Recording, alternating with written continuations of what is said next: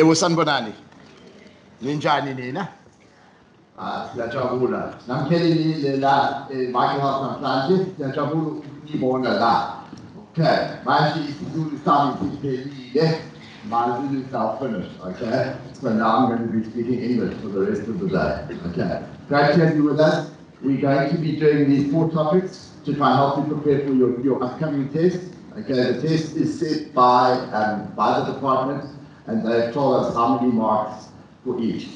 We won't finish this book today, okay? We won't manage to do all the examples. We'll do some examples from each section, and then we will, I'm hoping that you will then practice the other ones as well. Right. One of the things I always tell the learners is get a friend who is also serious about their work, who wants to do well, okay? Remember, singa khetha, singa hamba njengekhalikuni, noma singandiza njengophozi.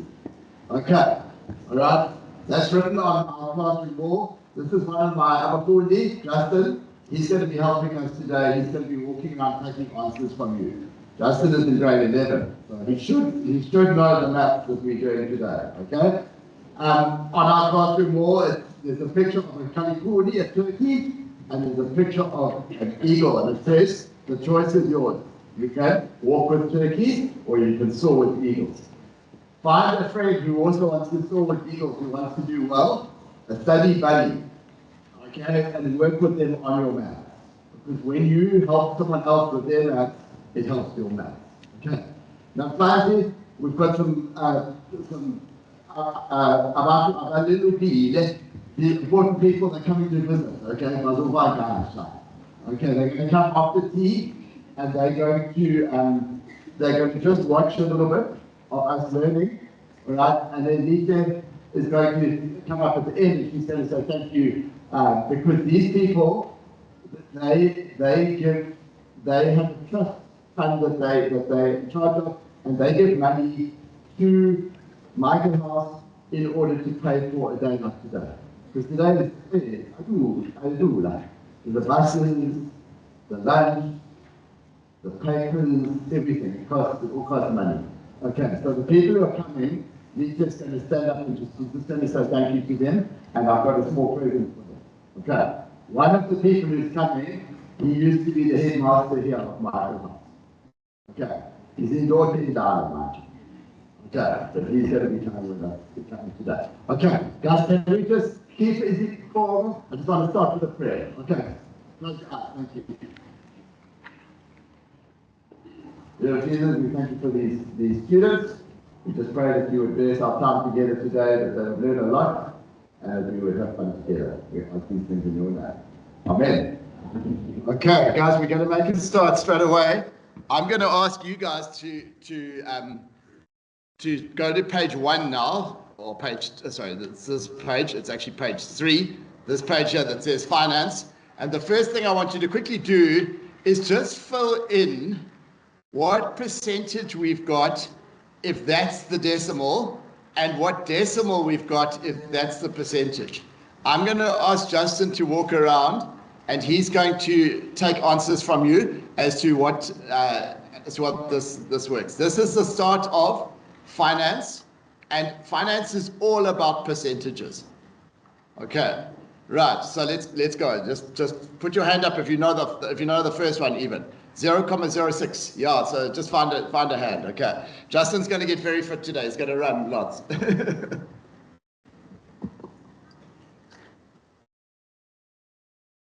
6%. Okay, well done. Right, find someone else. Okay, the next one. 60%. Well done. Okay, now lots of learners get that wrong, guys. Can I just explain to you? I think you know what's happening here, but we've got 0, and then we've got this column over here is tenths, and the next column is hundredths. Okay, so when we say like 0.06, we are actually talking about 6 hundredths. Okay, and 6 hundredths, remember, hundredths means percent. Percent means out of 100.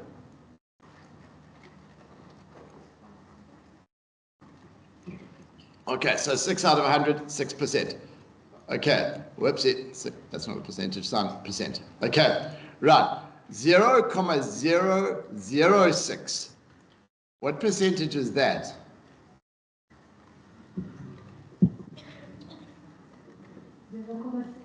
Well done, 0.6%. Okay, 1.06. 1.06. Now remember, over here, this is our ones column, okay, our units column. Well done, it's 106%, okay? 0.94.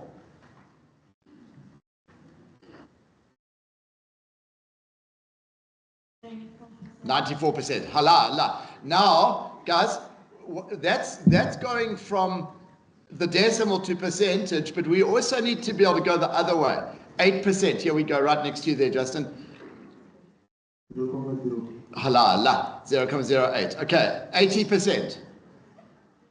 This is easy, huh? It's going to get a little bit more interesting here now, okay? But let's go, yeah. 0.8. Correct? 90%.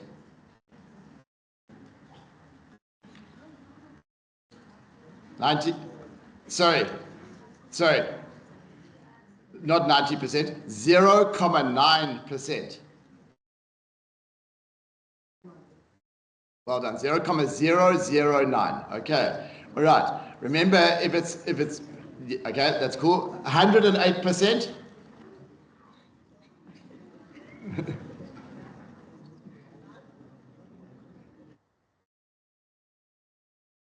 Well done. 92%.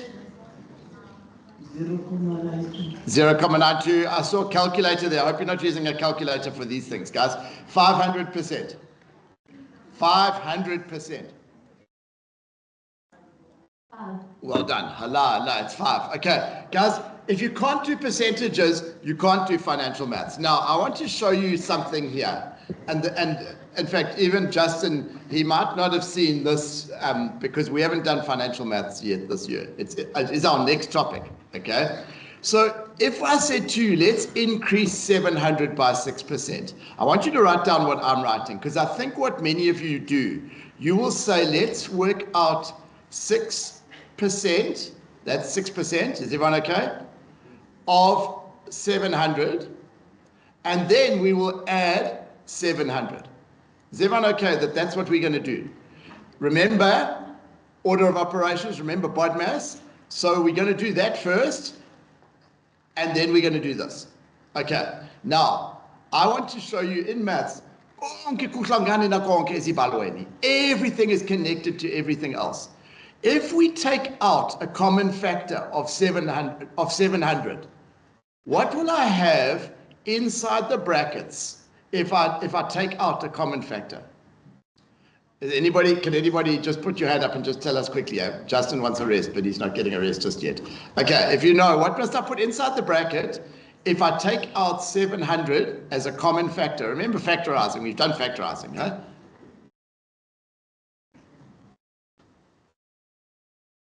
Okay, yeah, there's a hand over there. Sure, just put your hand up nice and high so Justin can see, yeah.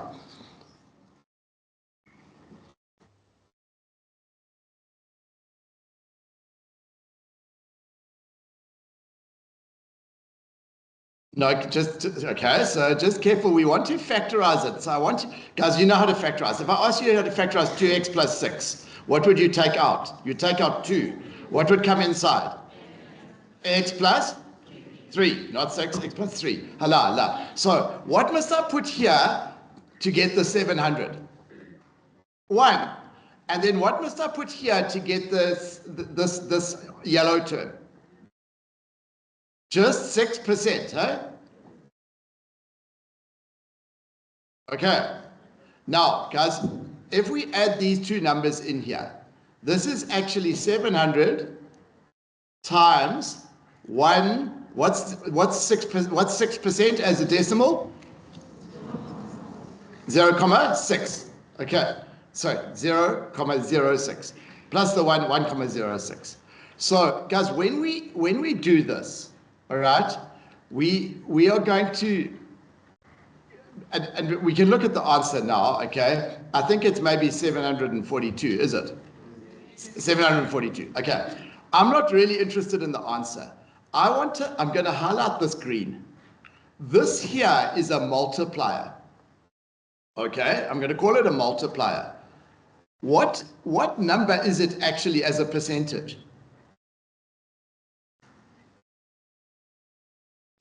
Guys, it's bigger than 1, so it's 106%. Does it make sense that to increase 700 by 6%, we just multiplied by 106%? We're finding 106% of it. Does that make sense? Guys, it should make sense. Okay, because maths always makes sense. Okay, let's do another one. If we wanted to increase 250 by 12%, I think what many of you would do, you would go 250, you would multiply that by 12%. Let's just write it straight as, what is 12% as a decimal? 0.12. We must still add the 250 because we want to increase 250 by this amount. Okay, is everyone okay with what we've done there? Now, who can tell me, and I want someone to put their hand up, if I take out 250 as a common factor, what will I get inside the bracket? I just want a hand up, just a hand up.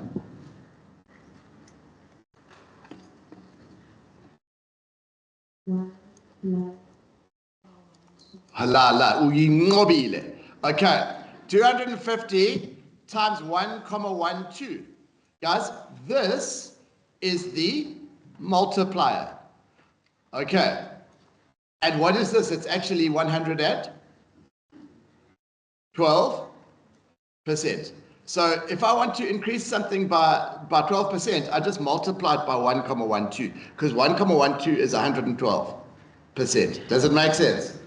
Okay, I'm good. I'm pleased. More people are saying it makes sense. Now let's see if we can do this one directly. What multiplier must I use if I want to increase 300 by 20%?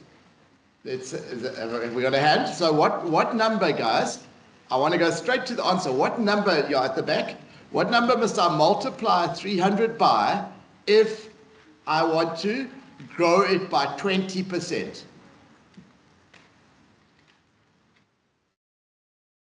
Have a go, even if you get it wrong, doesn't matter. 0,2 is not going to be right because 0,2 is only 20%. Okay? I want to increase it by 20%. Hala, 1,2. Okay, guys, this 1,2 is 120%. Now, notice every time our multiplier has been, and I want you to fill this in on your workbook here, it's been bigger than 1. All right. It's bigger than 1 because when we multiply a number by a number bigger than 1, it gets bigger, it increases. Now, let's look at decreasing. If I wanted to decrease 600 by 10%, do you agree that we could take 600 and then we could subtract 10% of 600? Who can tell me, how can I write 10% as a decimal? 0,1. Do you see why we started with this? All right. Okay. Now, who can tell me, if I take 600 out here as a common factor, what will I get left inside if I factor out the 600? 1 minus 0,1. Aha. Guys, what is 1 minus 0,1? It's 0,9.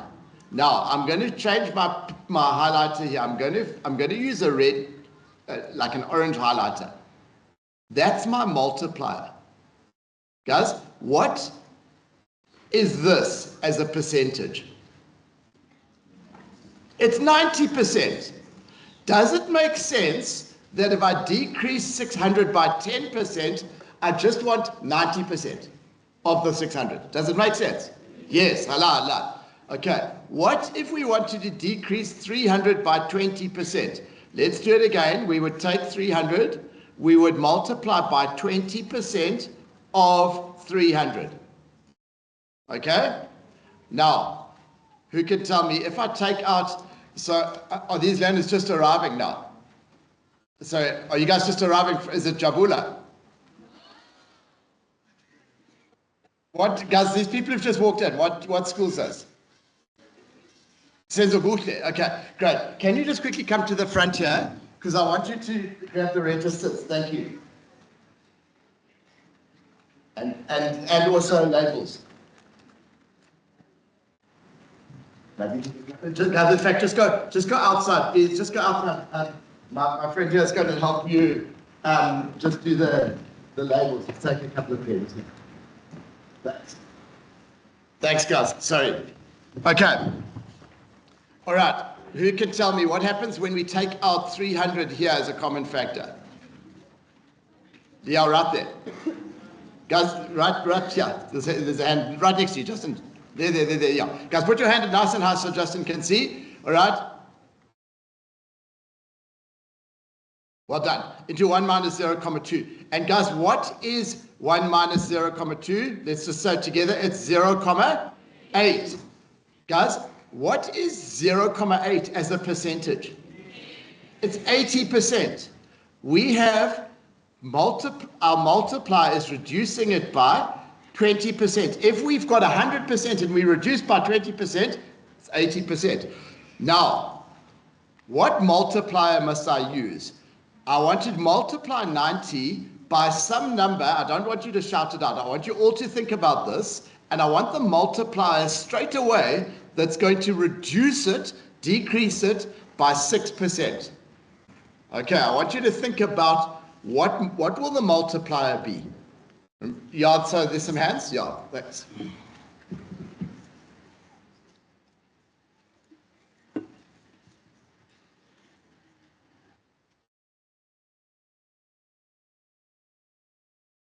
One comma 0.6 won't be right because 1,06 is bigger than 1. It's going to make it bigger by 6%.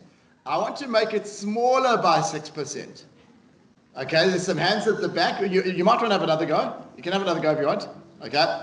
All right. Guys, think about this. We're starting off with 100% and we want to make it smaller by 6%. 0, okay, 0,4 is not right.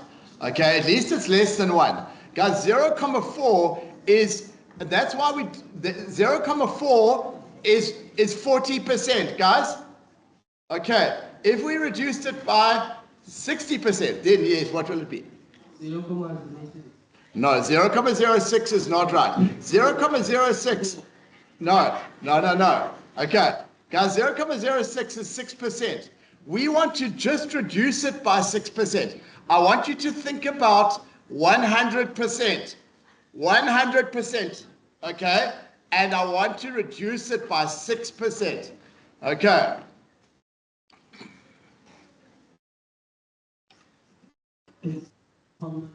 Halala. I think we deserve a round of applause there. Okay. Guys, it's 0,94 because 0,94 is 94%. If this is 100% and we reduce it by 6%, we want 94%. Does it make sense? It's got to make sense, guys. It always makes sense. When we are decreasing, our multiplier is less than 1. Okay, now, here is a question. And maybe, guys, when our visitors come, they're clever people, but I'm going to ask them this question, and I'm going to see if they get it right, because lots of people will get this question wrong. Okay, let's have a look at it. So, the price of something, it doesn't have to be a share, it can be even this inkomish or whatever. It drops by 20%, and then it increases by 20%. What is the overall net effect? Now, lots of you will say it will be the same. It won't change, okay? Because 20%, 20%. Unfortunately, you would be wrong. If this was 100 Rand and it drops by 20%, what would it be worth? 80 Rand, well done. But now, when it increases by 20%, it doesn't increase by 20% of the 100 Rand, it increases by 20% of the 80 Rand. Now, I'm going to show you how we can use multipliers. Okay, suppose the price is P. P is the price. Now, who can tell me what multiplier, and I'm going to use my orange pen because I'm using the orange pen for multipliers that are decreasing. What multiplier must I use if I want to decrease by 20%? Okay, put your hand up. So, I want to decrease by 20%. What multiplier must I use?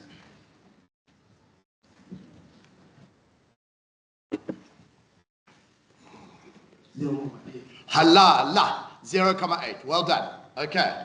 Now, guys, what multiplier must I use? And I'm going to use my green pen now, because this one is going to be bigger than 1 if I want to increase the price by 20%.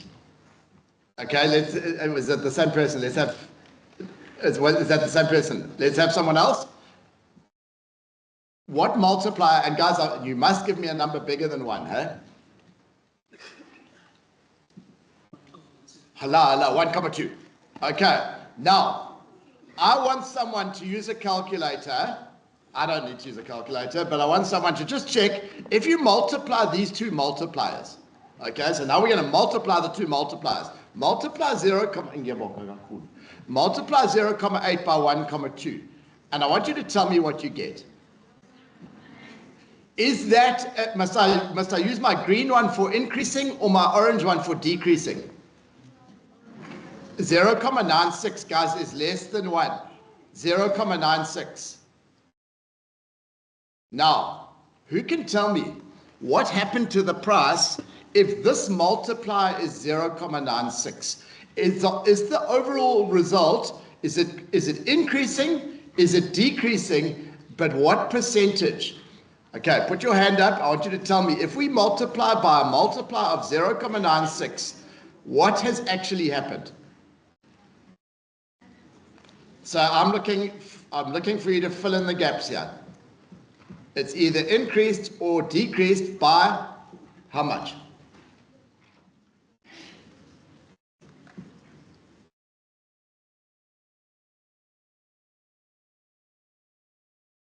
Okay. You definitely write it's decreased. But guys, what is this as a percentage? It's 96. So how much is it decreased by? Not 0.04%. Just 4%. Just 4%, guys. Okay. Does it make sense? Okay. Penduli Kasi. Okay. Now, and guys, you mustn't feel bad if you're getting these wrong, because if I had to ask, even lots of clever people don't work well with percentages. Okay. Now, look at this. An item costs 490 Rand after a 20% discount has been given. What did it cost before the discount? Okay, now, most of you, I know what you're going to do. You're going to try and work out 20% of 490 Rand. Agunjalo nezi. Okay, it doesn't work like that. Because let's think about the multiplier. Guys, if the price was P, the original price, what is the multiplier if I want to decrease it by 20%? Maybe we can just shout it out together. What multiplier must I use? 0.8. Is that a decreasing one or an increasing one? Decreasing. So I'm going to use my orange. Okay? 0.8. Now, we know the answer is 490. That's how much it is after the 20% discount. Now we've got an equation. Okay? You guys know, because I've taught you before, I like to think of an equation as a set of scales. They're balanced. Okay? The equal sign means they are balanced. Now, what can I do to both sides to get the answer? Divide by 0.8. So P is going to be 490 divided by 0.8. That's going to be the original price. Okay, I'm just going to quickly do that. 490 490 divide 0,8, and I get 612 rand and 50 cents. Guys, in financial maths, we must always write the rand sign, and we must always go 2 decimal places. Don't write 612,5. Okay. Now, I've got a sister, okay? She's 2 years younger than me. She's very clever. She's got a degree in computer science. And then after that, she did an honors degree in computer science. So she phoned me the one day and she calls me Bug. She says, hey, Bug. Like a bug is like a nunu. Hey, young guys. Okay. She says, Bug, how do I do this? This thing cost 102 Rand 35 once the VAT was included. Okay? And she's saying, how do I take the VAT off? How do I find out what it cost before the 15% VAT? Okay, now, what she was doing, she was working out 15% of this. Agunjalo neze, it doesn't work like that. Okay, we want to find, sorry.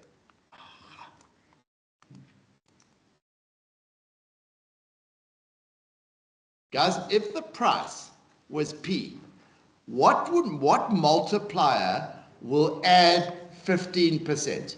Okay, and I want someone to put their hands up. And remember, a multiplier is just, I'm going to use my green highlighter here because it's going to increase.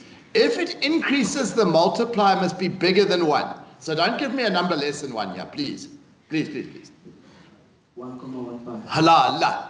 So when we took P and we multiplied it by 1,15, guys, this here is just 115%, isn't it? Okay. Then we get the price, 102.35. What should I do now to both sides to get the answer for P? Divide both sides by 1,15. 102.35 divided by 1,15. And what do I get? Is anyone able to tell me? We're going to need to use a calculator. I was just hoping you guys could save me the time. 102.35.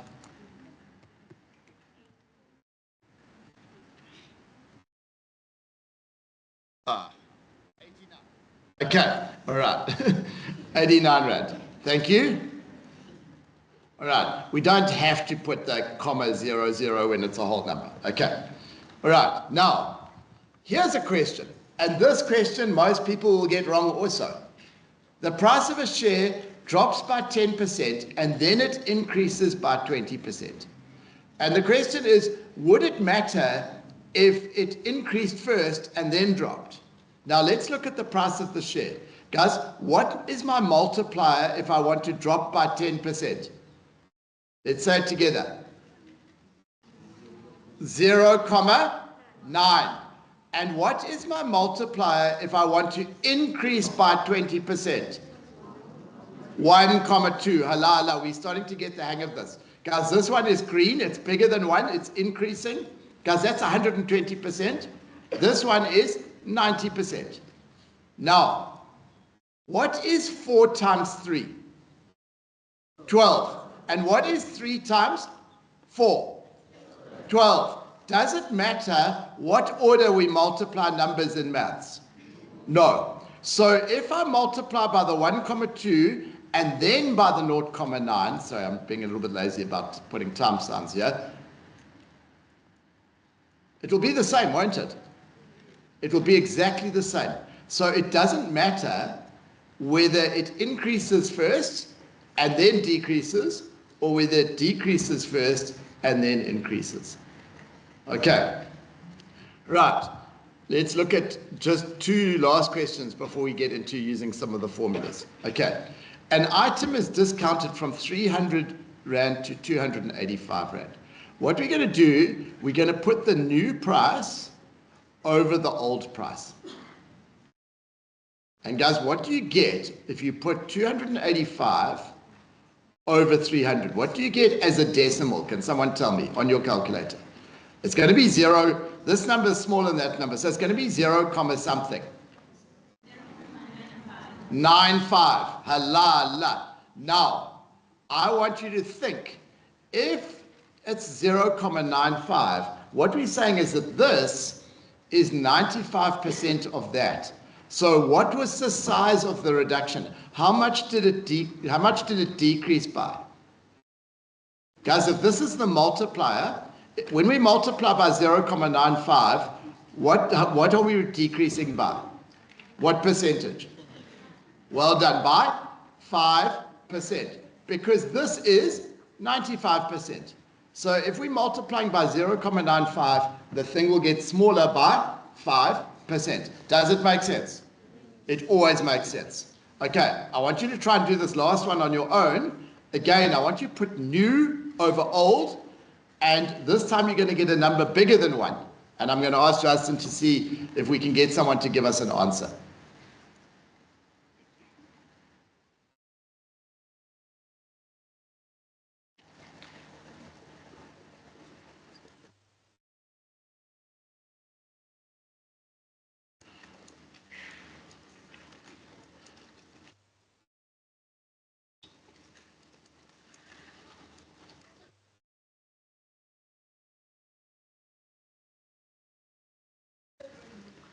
Okay, so we've got a hand up somewhere.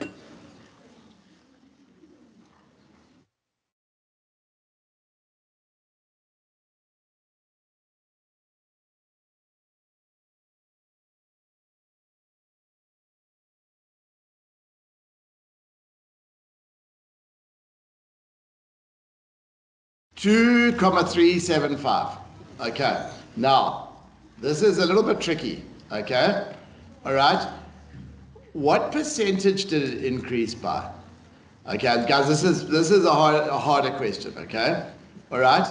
What is this as a percentage? It's 237.5%. Okay, but remember that 100% was the original price. Because remember here, when it's 120, when it's 1.2, it's 120%. That's not 120% increase. That's a what? 20% increase. So we need to subtract 100. All right. The reason we're subtracting 100 is because that was the original value. Okay. So this is actually 137.5. Okay. That one's, it's a bit tricky. Right. Now, I want us to go on to some problems involving proportion. Because one of the things you guys need to know how to do is to solve exchange rates. So I'm not going to do an exchange rate first. I'm going to do some petrol. Okay. So I'm going to show, and I think the teachers might be interested because I think this is a good way of teaching this. Okay. All right. I'm going to quickly just draw something. And guys, you don't need to worry about drawing this. Okay. Here's the thing. Sweets, I'm doing a very simple example. Cost. Okay, so 3 sweets cost 15 cents. Okay, all right? Now, my question for you is, what will 4 sweets cost? Okay, now, maybe you're going to say, and maybe if you've got a young sister or a young brother, maybe they're going to say 16 cents. Is that right? No, it doesn't work like that. We don't just add 1 and add 1. We can't do that. All right. So, do you agree if we could find out what 1 sweet costs, then we could find out what 4 sweets costs? Okay, what must I do over here to the 3 to get it to 1? We're not going to subtract. We're going to divide by 3. Now, if I divide by 3 on this side, I must divide by 3 on this side. Okay. What's 15 divided by 3? 5. Now, how do I get from 1 to 4? And the only things I can do are multiply or divide. I'm going to multiply by what? To get from 1 to 4, I'm going to multiply by 4. If I multiply by 4 on this side, I must multiply by 4 on this side. And I get 20. Does it make sense? It always makes sense. Now, guys, watch here. 30 liters cost 750 Rand. What will 18 liters cost? Now, watch where I'm going to write the 18. I'm not going to write the 18 here. I don't know what I must do to 30 to make 18. That's difficult. Kodwa, I do know what I must do to 30 to get 1. What must I do to 30 to get 1? Divide by 30. If I divide by 30 on this side, I must divide by 30 on this side. Okay, guys, when you divide 750 by 30, you get 25.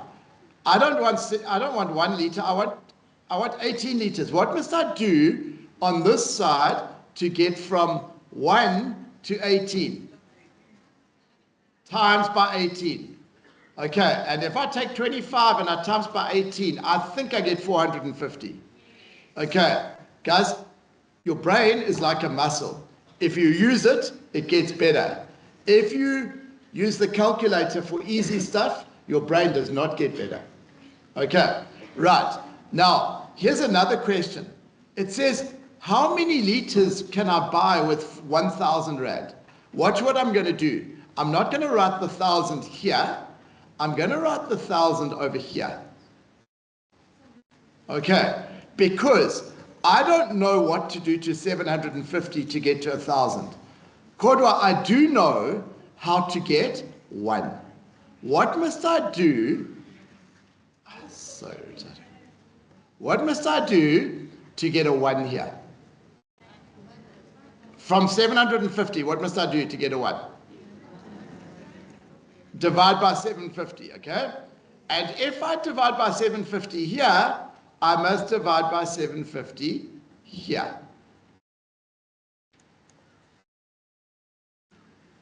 Okay, so this is going to be 30 divided by 750. I'm not even going to work that out, okay?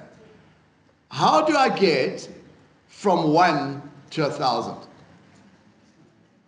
I times by 1,000. If I times by 1,000 on this side, I must times by 1,000 on this side. Does it make sense, guys? It always makes sense. So I'm going to do this one on my calculator. Hopefully I do it a bit better than the last one I tried. 30 over 750 times 1,000. 40. Okay. All right. Now, I want you to try and do exactly the same thing here with this question, which involves exchange rates. It says 250 Rand is $13. So what you do is you draw a little table. You put the rands in the one column and the dollars in the other column. Now, I want to know how many rands is $500. So I want to get 500 here. I'm not going to write 500 here. I'm not going to write 500 there. I'm going to write it there. That's going to give me space to work out 1. Okay. And then, just now, I'm going to ask you to work out 1 here. So, oh, sorry, guys. Sorry. This actually, sorry. I'm not reading it properly. It says, how many dollars is 800 Rand? So I want 800 over here. To get 800 over here, I must first get a 1 here. Then it says, how many rands is $500? To get a 500 here, I want to first get a 1 here. I'm going to ask Justin to find someone just now who can tell me what we need to do on both sides. I don't want just the answer. I want you to tell me how you did it.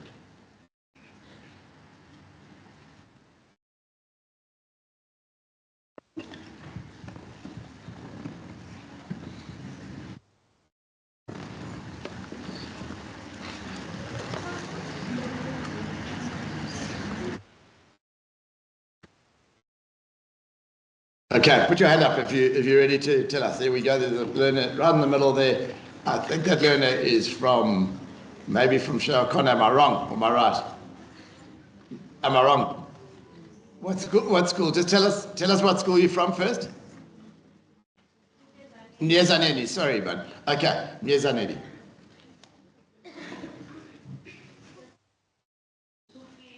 You're going to divide by 250 on both sides. I'm not even going to work this out, guys. I'm just going to write 13,83 over 250. And then what must I do on both sides? Yep, okay. What must I do next?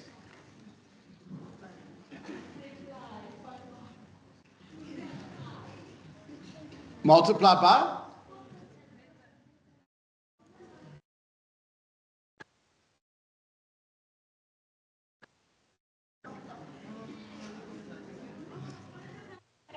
Multiply by 800. Thank you. Okay. So, guys, this is going to be 13,83 over 250 times 800. Okay. Can you tell me what answer you got?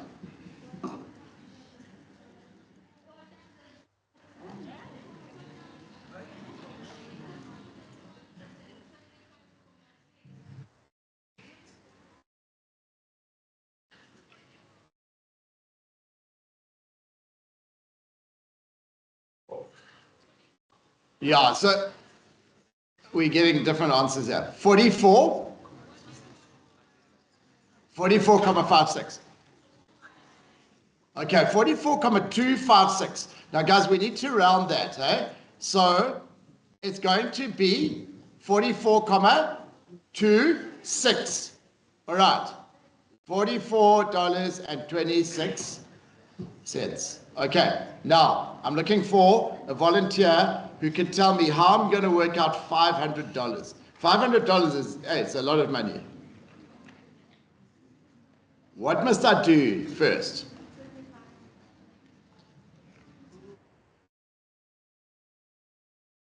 Yeah, over here at the front.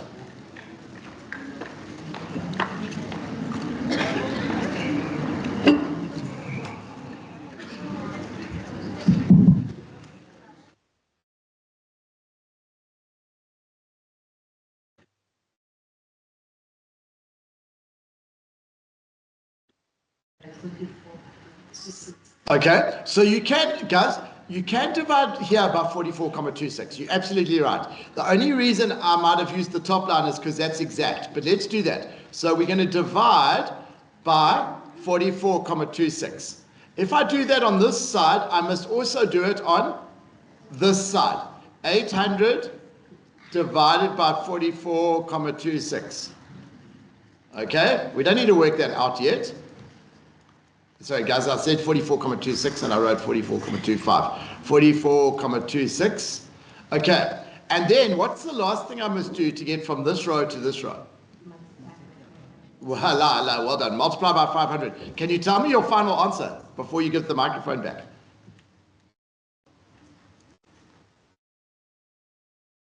What is it? Your final answer. So 800 over 44,26.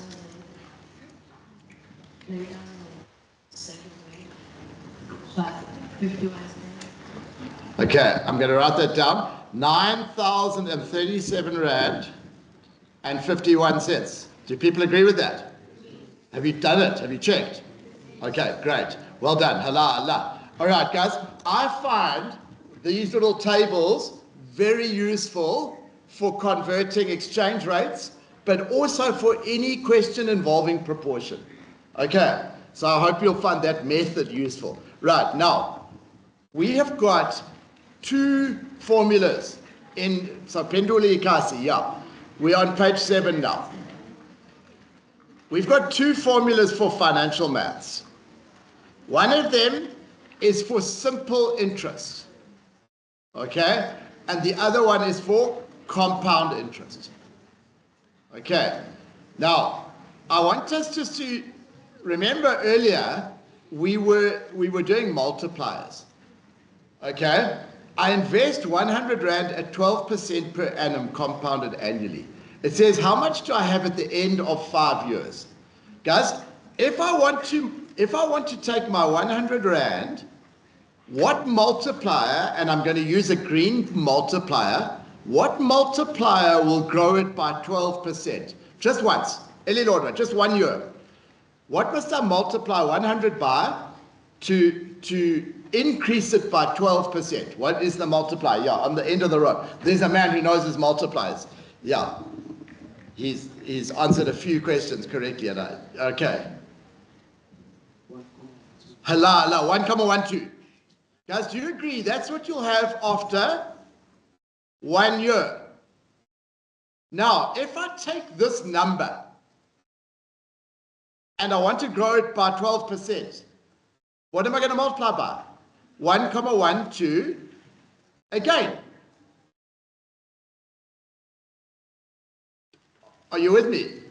So this is how much I will have after 2 years.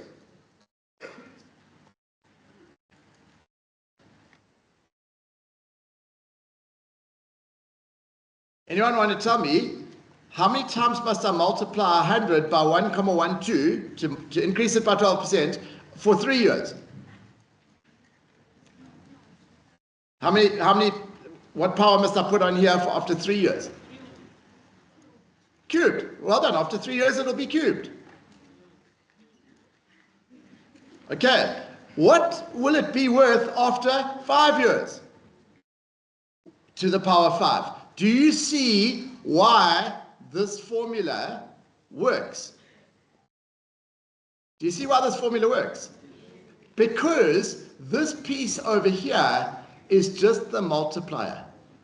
And we are multiplying by the multiplier because we are compounding. All right. So the actual answer to this question, if I use my formula, guys, I don't like just teaching maths with a formula without understanding. But here is the formula. But you can see why. P is 100 Rand. That's my start.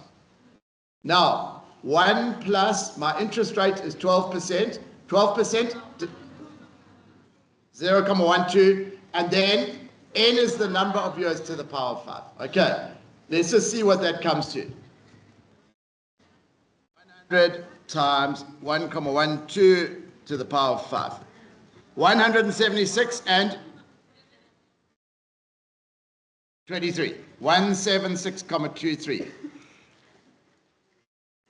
Okay, now I want you guys to try the next 2 questions, and then I'm going to ask Justin to take some answers from some of you.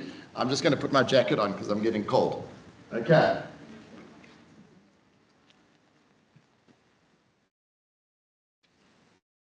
Yo. I was running around earlier. I got lots and down told.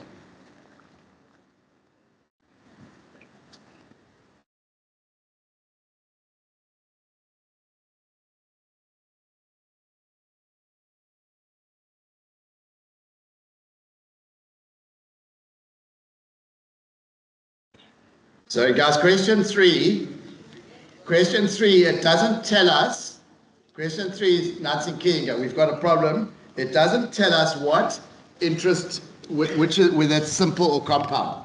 Okay, so I'm going to say compound.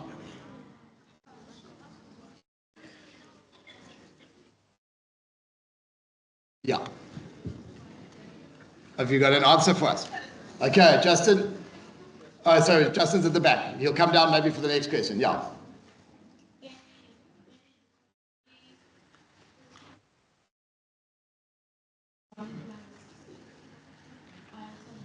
Okay, this is, guys, halala, this is the correct formula for simple interest.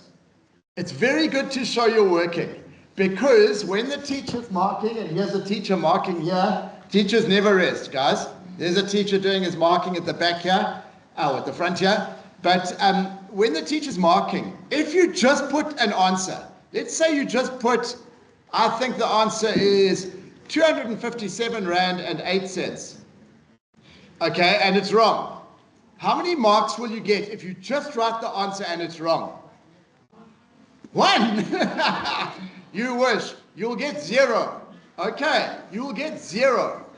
Cordra, if you write down the formula, the teacher knows that you know what you're doing. Right, carry on, sorry. Yes?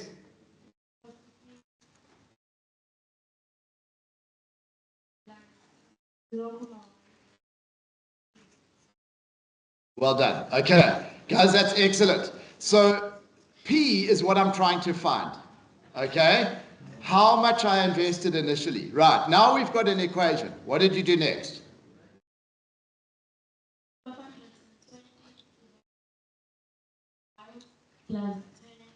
Yeah.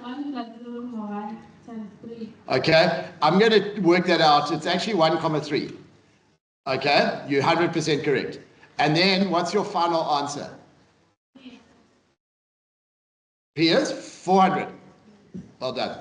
All right, 400 Rand. Well done. Allah, Allah. Okay, I'm looking for an answer for number 3.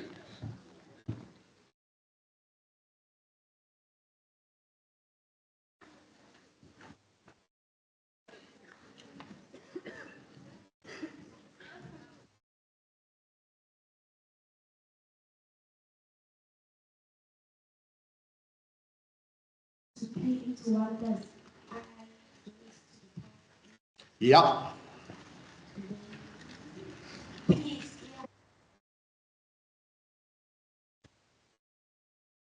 One plus 8%. Okay, tell me what 18% is as a decimal, please. Well done. Well done. Okay, did you get a final answer for us?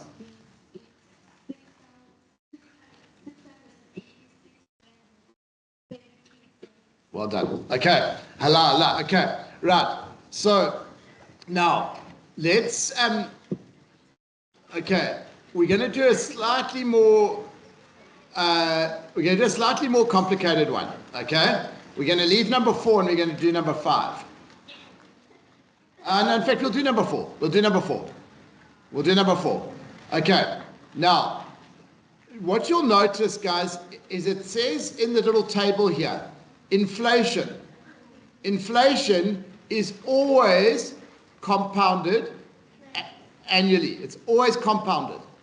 Okay, unfortunately, it would be very nice. Inflation is things getting more expensive with time. All right. So now this question, who can tell us how to do this question? Yeah, we've got an answer here in the front row. So guys, the loaf of bread went from 11 Rand to 14 Rand 72 in 5 years. What was the average rate of inflation? What formula are we going to use?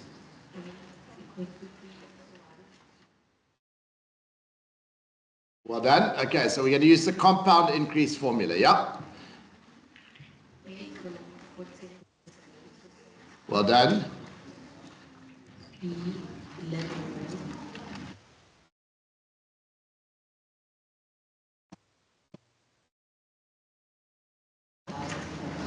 Okay, right. Now, what are we going to do next? Okay, so this is a little bit trickier, but it relies on us understanding some exponents, yeah. I'm gonna. You're going to take what, a fifth root? Okay. I wouldn't take a fifth root yet because of this 11 here. Okay.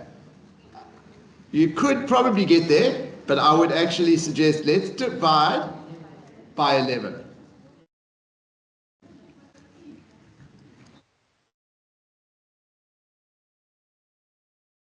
Okay. And now what are you going to do? Okay. So guys, I'm going to show you 2 ways of thinking about it. All right. You can do this. And on your calculator, you can find the fifth root of 14,72 over 11. Okay? That's one way of doing it. And I'll show you quickly how to do that on a calculator. All right? You've got a root button up here. This one there, where you can actually type in what type of root you're trying to find. So the fifth root of 14,72 over 11. And we get that. Now guys, that's 1,06. Okay? 1,06. And then what's your final answer then? What percentage, if I subtract 1 from both sides, I get 0,06. What percentage is 0,06? It's 6%. Hala. Okay. I want to show you another way of doing this because, well done, because it actually, it's going to reinforce something on exponents. Guys, if I've got this, all right, and I put another exponent here. Let's say I put 3 here. What happens with these two exponents? Do I add or multiply? Well done, I multiply. Now, what exponent must I put if I want to get a 1 there? What must I multiply 5 by? What exponent must I put here to 1 over 5? Okay. Cordwa, if I do that on the right hand side, okay, I must also do it on the left hand side. So 14,72 over 11.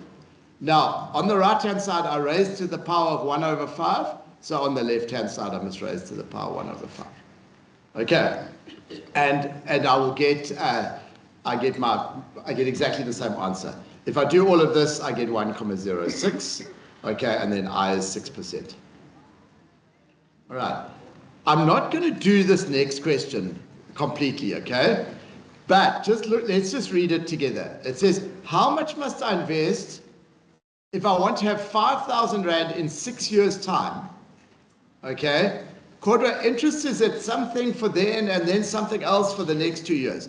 What we're going to do here, we're going to draw a number line, a timeline. It's called a timeline. Okay? So, the question is here, what must I put in here? I want to end up with 5,000 Rand. For the first 4 years, the interest is 12% compounded annually. 12% compounded.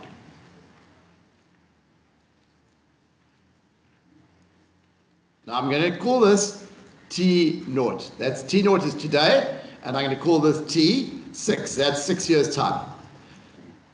All right. This is T4. Okay? And this interest rate now, it says 16% simple.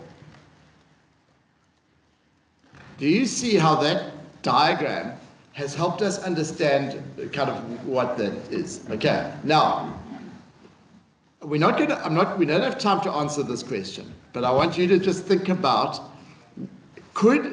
if you wanted to work this out, just using this last 2 years, would this be a p-value or an a-value? Is this a p-value or an a-value? This is a p-value, guys. Okay? This is a p-value for this here with this as an a-value. And could you work it out if you knew A, you knew the interest rate, and you knew the time? Could you work that out? Yes. Cordwa, then, but this number that we work out actually becomes an a-value for this p-value. So we're going to work this out first, and then we're going to use that number, but now it's compound interest, it's 4 years, and this is what I want to end up with. So do you see how we've got 2 questions in one here almost? Okay, all right. I'm not going to do that question just because I want us to, we're running a little bit short on time, okay? We are finishing earlier today than normal, guys. We're finishing at 12 today. Normally we finish at 1. All right, and there's a few reasons for that, okay? Last time when you came, did we eat in the dining room or did you get a packed lunch? In the dining room, okay. All right, we're going to eat in the dining room again today, but today's a very busy day at Michael House, so your lunch is going to have to be at 12 o'clock, okay? All right, but we'll come back to that. Okay, now, guys, hire purchase. I want to quickly talk to you about hire purchase. All right. With hire purchase, what hire purchase is when you buy something and you cannot afford to pay for it straight away. So you buy it on what we call a hire purchase agreement. Just a few things, all right? We always use simple interest with hire purchase. We don't use compound interest formula. So the first thing we're going to do is we're going to remove the deposit. If there's a deposit, then we are going to work out the total with interest. Then we're going to divide by how many months to get a monthly payment. And then often there's insurance, all right? The bank, or not the bank, the shop, maybe it's a furniture shop. They charge insurance in case the thing gets damaged or stolen. Okay, we're going to do an example. All right, so here, a student buys a laptop, 13,500 Rand. She pays a deposit of 20% in cash. And then she takes a hire purchase agreement and she's going to pay it back in 1 year over 12 months. All right. Unfortunately, there's also some insurance. Okay. So let's work out what we're going to do here. First, let's take off the deposit.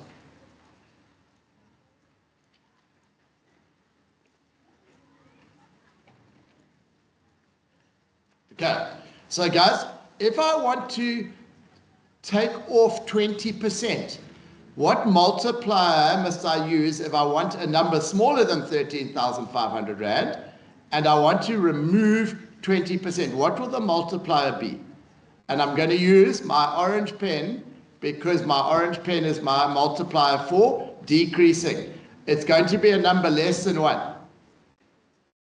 It's not 0,2. I don't want 0,8. 0,8, guys, because I want 80%. I want to take off 20. That leaves me with 80%.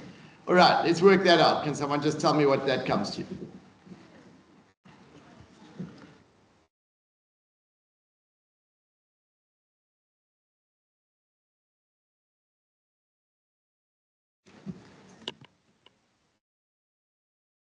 All right, we get 10,800, guys.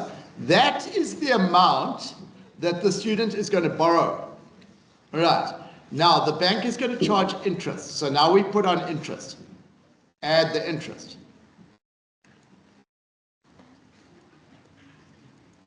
Okay? And so it's going to be 10,800 times 1 plus compound interest or simple interest on hire purchase? Simple interest, always, okay? 0,15, and it's just for 1 year. Times 1,15. So we get 12,420. That is how much the student needs to pay back, all right? Every month for 12 months. So the monthly payment is going to be 12420 divided by 12.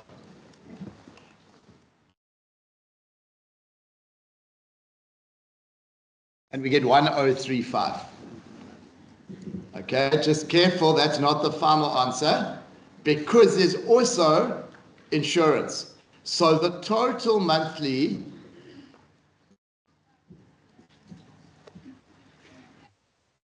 is going to be 1057. All right, that what we've done, we've taken the 22 and we've added it to the 1035. All right, and that's how a hire purchase agreement works. Now, the last question just says, how much more does the student end up paying? What's the total that the student pays? Okay, so let's work out the total that the student pays. It's going to be 1057 for 12 months. The deposit also. Guys, the deposit is 20% of the 13,500. Okay, this here is the deposit.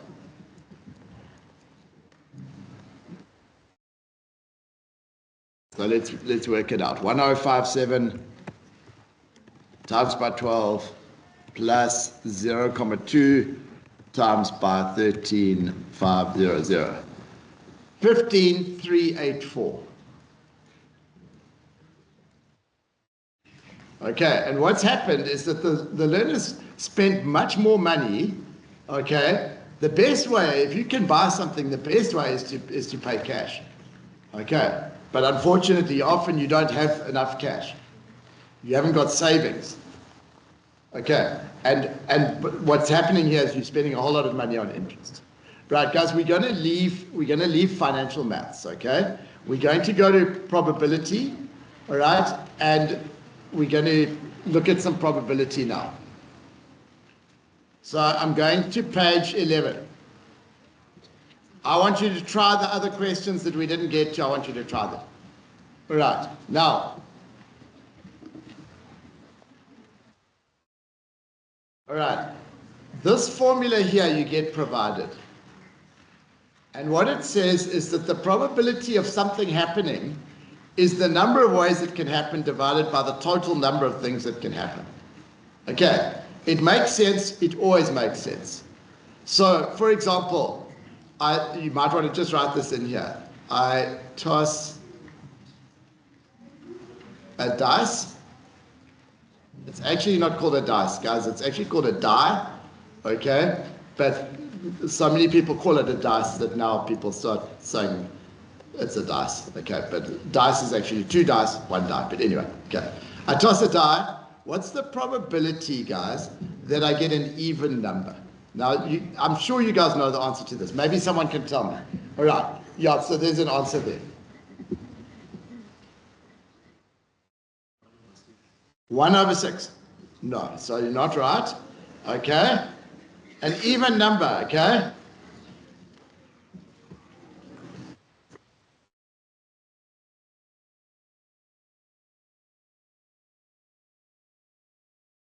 Three over 6. Halala. All right, guys. And that is this formula here. Because when you throw a dice, how many things can happen? 6 different things. Okay? How many of the numbers on the dice are even? 3, 2, 4, and 6. So this number here is in fact the number of ways we can get an even, and the bottom number is the total number of ways. Does it make sense?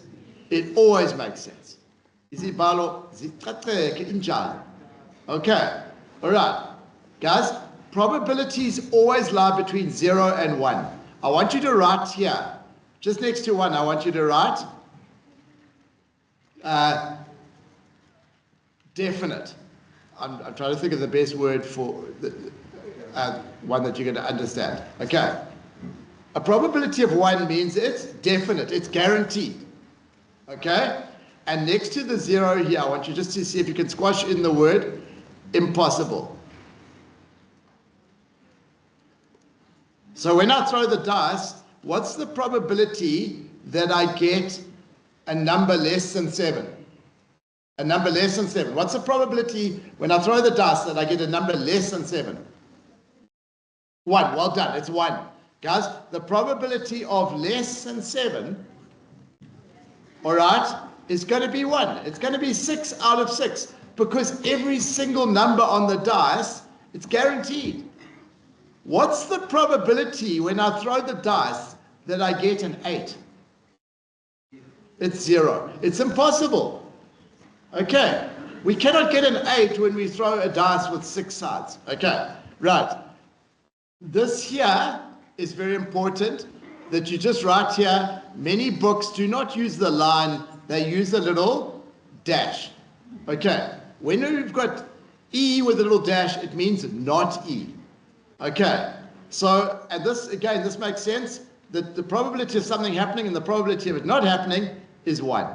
So, for example, if the probability of rain is 80%, what's the probability that it doesn't rain? Well done. The probability of no rain, notice that little dash, or I can put a line over the top, will be 20%. Because they must add to 1. And what is 1 as a percentage? 100%. Okay. Now, this is a really important rule. And it does not get provided to you. Okay. If A and B are independent, then the probability that they both happen, okay, is just the product, the multiplication of the probabilities of each of them happening. You need to learn that. Guys, independent means that it doesn't have an effect. Okay. All right? If, I'm going to give you an example of independence.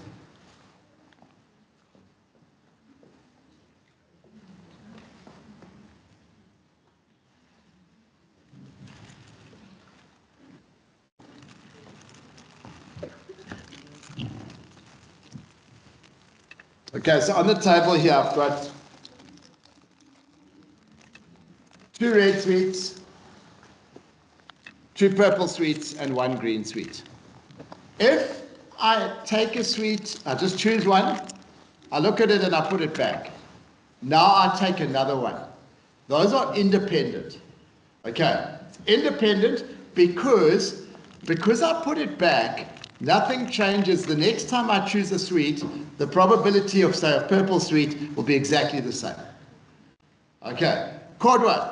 If I take a sweet and I eat it, now I take another sweet. It will be dependent. The reason it will be dependent is because depending on which sweet I eat here, it will affect the probabilities for the next lot. Okay, all right. Another example of independent things is if you toss a dice and you toss a coin. Those things are independent because what happens on the dice does not influence what happens on the coin. Okay, right. The word's mutually exclusive. Okay, 2 events that are mutually exclusive cannot both happen. I'm going to give you an example. A learner in this room being a learner at Mnyezaneni and at Amahlubi. Impossible.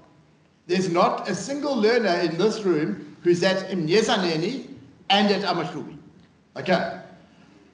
Now, those are mutually exclusive. Non-mutually exclusive means they can both happen. A learner at Mnyezaneni and a learner who's in grade 10. Is that possible? Yes, there's a whole lot in this room. Okay, there's a whole lot of grade 10 learners who are at Mnyezaneni. Okay, when events are mutually exclusive, the probability that they both happen is 0. And if the probability that they both happen is 0, then they are mutually exclusive. Okay, now the last formula that you get given on your formula sheet, and I'm going to make sense of this formula for you now, is that if we want the probability of A or B, guys, you get given this formula. The reason that this formula is in blue, you get given this formula and you get given this formula. Okay, so I'm just going to put a box around this one. To find the probability of A or B, we add them and then we subtract the probability of both of them happening. So let's look at this one now. Okay, the probability of A and B is 0,3. The probability of A is 0,5. The probability of B is 0,7. All right. The first question says, are A and B mutually exclusive? Guys, are A and B mutually exclusive? Okay, I'm hearing no and yes. Okay.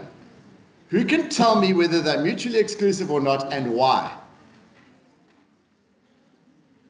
Are they mutually exclusive? I want the reason, guys. Why?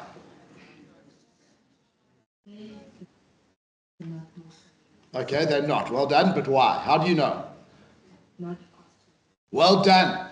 Okay, they no, because the probability of A and B is not 0, guys. They are only going to be mutually exclusive when that probability is 0. Do you see it? It's written there. This is going to be 0 for that to be the case. All right. Okay, now it says draw a Venn diagram. Okay? All right. So does anyone know how we're going to do this? Where do we start? Yeah, in the front row here.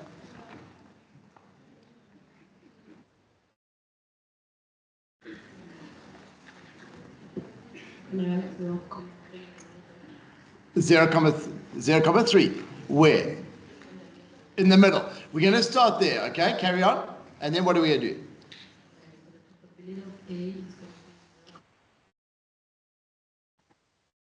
Hala. Guys, A's got a 50% chance, 0.5. It's got a 50% chance of happening, but 30% of that is in the middle, so the rest is 20%. Well done. And then?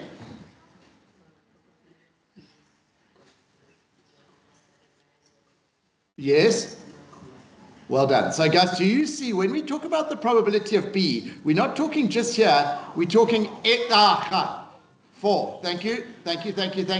We're talking inside that circle. But now, can someone tell me this? I see 30, we haven't finished. Okay? What do I still need to put somewhere here, and why? There's one other number missing here. Put your hand up, someone.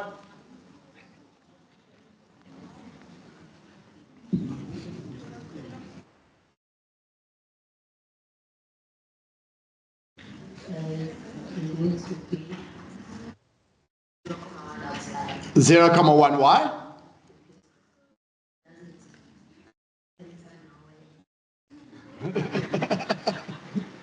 Okay, guys. Yeah. 100%. Okay, guys. The total must be 1. It must be 100%. So far, we've got 0.2, 0.3, 0.4. That's only 0.9. Now, the next question. Are A and B independent? And I want to show you the yellow highlighting there. Guys, are they independent? Okay, so let's work out the probability of A and multiply it by the probability of B. Guys, that's 0.7 times 0.5, or 0.5 times 0.7.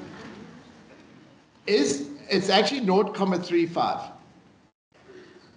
Is that the same as the probability of A and B? No. So they are not independent. All right. Because this is not equal to the probability of A and B. All right. Are we okay with these two concepts? Mutually exclusive and independent. Now, guys, I want to show you why this formula here works. We are now asked to find the probability of A or B. And what the formula says is we take the probability of A, which is 0.5, all right, and we add the probability of B, which is 0.7, all right. Now, if you look, when I take the 0.5, I'm taking that. And when I take the 0.4, I'm taking that. What am I doing wrong by adding those two together? What's happening? I'm counting the 0.3 twice. Am I right? I'm counting the 0.3 in A and I'm counting it in B. So I need to subtract it once. Does it make sense? It always makes sense. And I get 0.9. Okay, that's why that rule has got that at the back. Okay, all right, now let's penduli ikasi and let's do some questions. Okay, my one friend who got the dice question wrong, I hope you know what an even number is, because otherwise we're going to find this question difficult.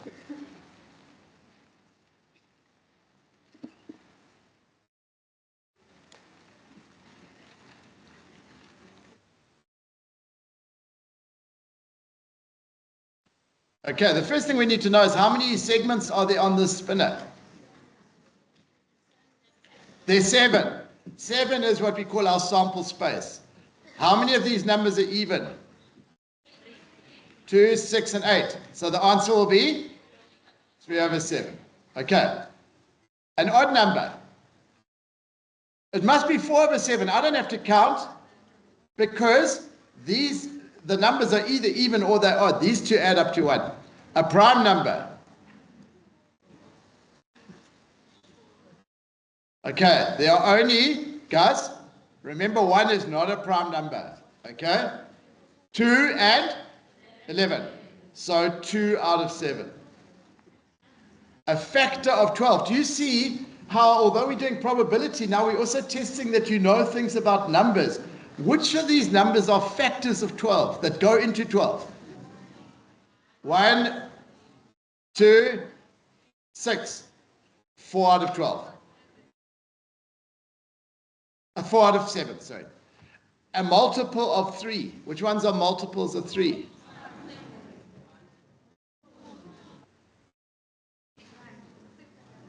Yeah, this one and this one. 2 out of 7. Okay, cool. Nice, easy question. Right. What about this one? Now, we're going to do 2 things here. We're going to spin that spinner and we are going to toss a coin. Okay, heads or tails? Okay, coin. So I meant to put a picture of a coin in here and I forgot. Okay. Now, guys, these things, listen carefully, these things are independent. When I spin the spinner does not have any influence on the coin. They are independent. Because of that, what can we do when we want the probability of and? Both things. We can not add. Yeah, let's go and have a look. If they're independent, then we can multiply the 2 things. So this is going to be the probability of heads multiplied by the probability of a red. Okay, what's the probability of heads when I toss the coin? 1 over 2. It's either going to be heads or tails. What's the probability of reds? 1 over 5. Good. Hala, hala. So we get 1 over 10 altogether. All right. Now, yellow or tails. Remember my rule. It's going to be probability of yellow. Remember, guys, I'm just going to scroll back. Remember this rule here. Okay. Probability of yellow plus the probability of tails minus the probability of both yellow and, that symbol, guys, is for and, but I'm actually just going to write and, tails. Okay, so what's the probability of yellow? 1 over 5. What's the probability of tails? 1 over 2. What's the probability of yellow and tails? 1 over 5 times 1 over 2. Yeah, because, remember, because they are independent, I can multiply them. All right. So I actually get a fifth, which is 2/10, a half, which is 5/10. So I get 7/10 minus 1/10. I get 6/10, 0.6, 60%. All right, you can choose. You can choose which way you want to give your answer. Okay, now, this next question is quite tricky, all right? Because it says that we're going to spin the spinner 15 times. And it says, what's the probability that I get yellow at least once? Okay, now, we are only interested in getting yellow or not yellow, okay? Every time I spin the spinner, so let's just look at some examples. And I'm not going to count blues and greens and things. I'm just going to count yellow, okay, or not yellow. So I'm going to spin the thing 15 times, okay? Here's an example of something that might happen. I might get a yellow and then a not yellow and then a yellow and then a not yellow and then a not yellow and then a not yellow and then a not yellow. Okay, there's not yellow, not yellow. Okay, 1, 2, 3, 4, 5, 6, 7, 8, 9, 10, 11, 12, 13, 14, 15. Okay, all right. Maybe I get that. All right. Now, guys, this is a little bit tricky to think about, but you'll see that I wrote here the probability of the complement of at least one is none. Okay, and that's a really important idea. So what I'm going to work out here, I want to work out 1 minus the probability of no yellows. Okay, so the probability of at least one yellow is 1 minus the probability of none. Okay, I'm going to try to explain this to you just now, but let's just get the answer first. Okay, now guys, no yellows means I must get, what's the probability that I don't get a yellow on the first spin? I don't want a yellow. What's the probability that I don't get a yellow? 4 out of 5. Well done, okay? Now, on the next spin, I also don't want a yellow. So it's going to be 4 over 5 times 4 over 5.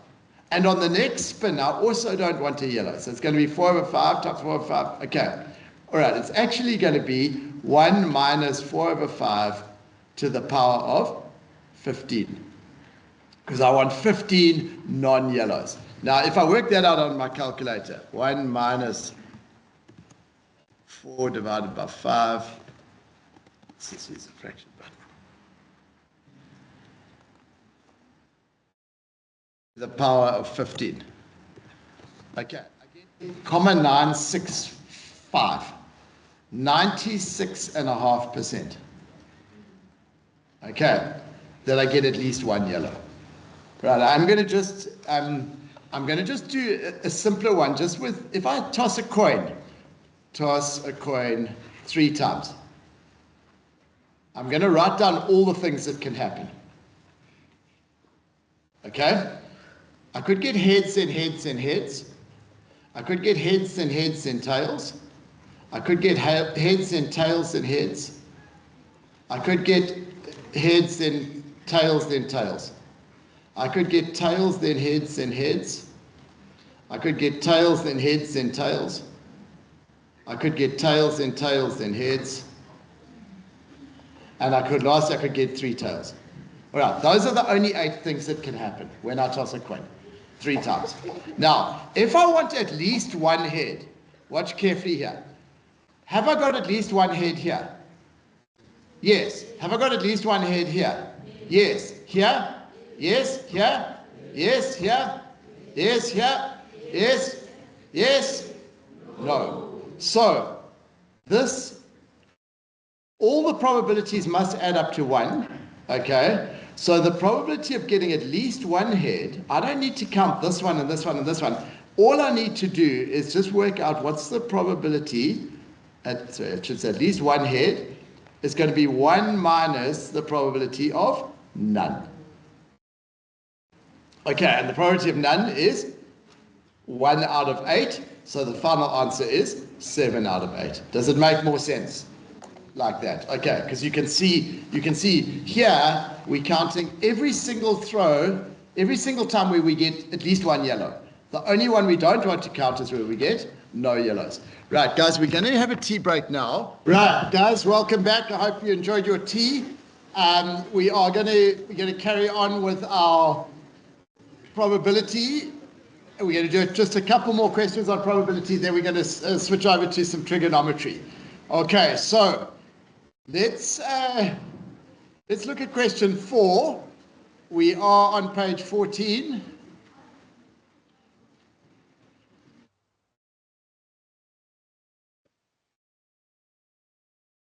And I'm going to ask Justin to see if someone can help us draw this Venn diagram here.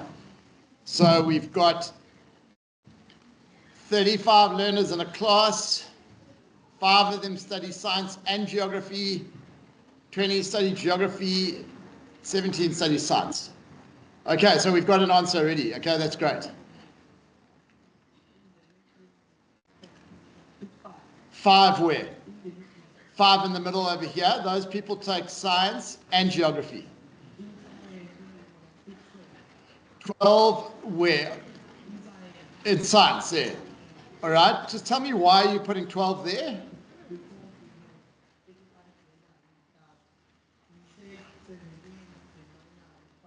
Okay, 17 of them study science and 5 of them are already in there. Great, okay. And now? 15 in here. Because 20 study geography, all right, and 5 are already there. Okay, are you finished or have you got anything more to tell me? You're going to put 3 over here. How did you get that? Why? Yeah. Okay. Okay. Halala. Uyinqobile. Well done. Okay. Right. Excellent. Okay. So now, what's the probability? What's the probability that someone studies science and geography? If we can just get an answer on that. There you go, Justin. So Justin's one of my B block learners, Lady, who's helping today. I normally have an admin assistant, but Justin's getting lots of fitness in today, running around the room. There we go.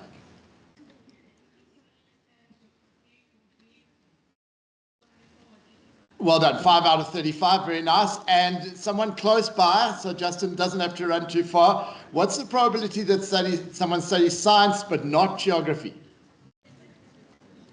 Okay, we've got a lot, is a 12 out of 35, well done. These people over here study science but not geography. Okay, 12 out of 35. Okay. We're going to leave, and as I've said to you right at the beginning, we're not going to do all these questions. So we're now going to just look at some trigonometry, and I want to show you, this thing that I've got over here. All right, this very sophisticated piece of equipment. All right, what it's used for? It's used for measuring angles of elevation. Okay, so I'm going to just ask you to go in your notes. I'm going to ask you to go to page, so quite near the end, sorry, page 30. See if you can find page 30.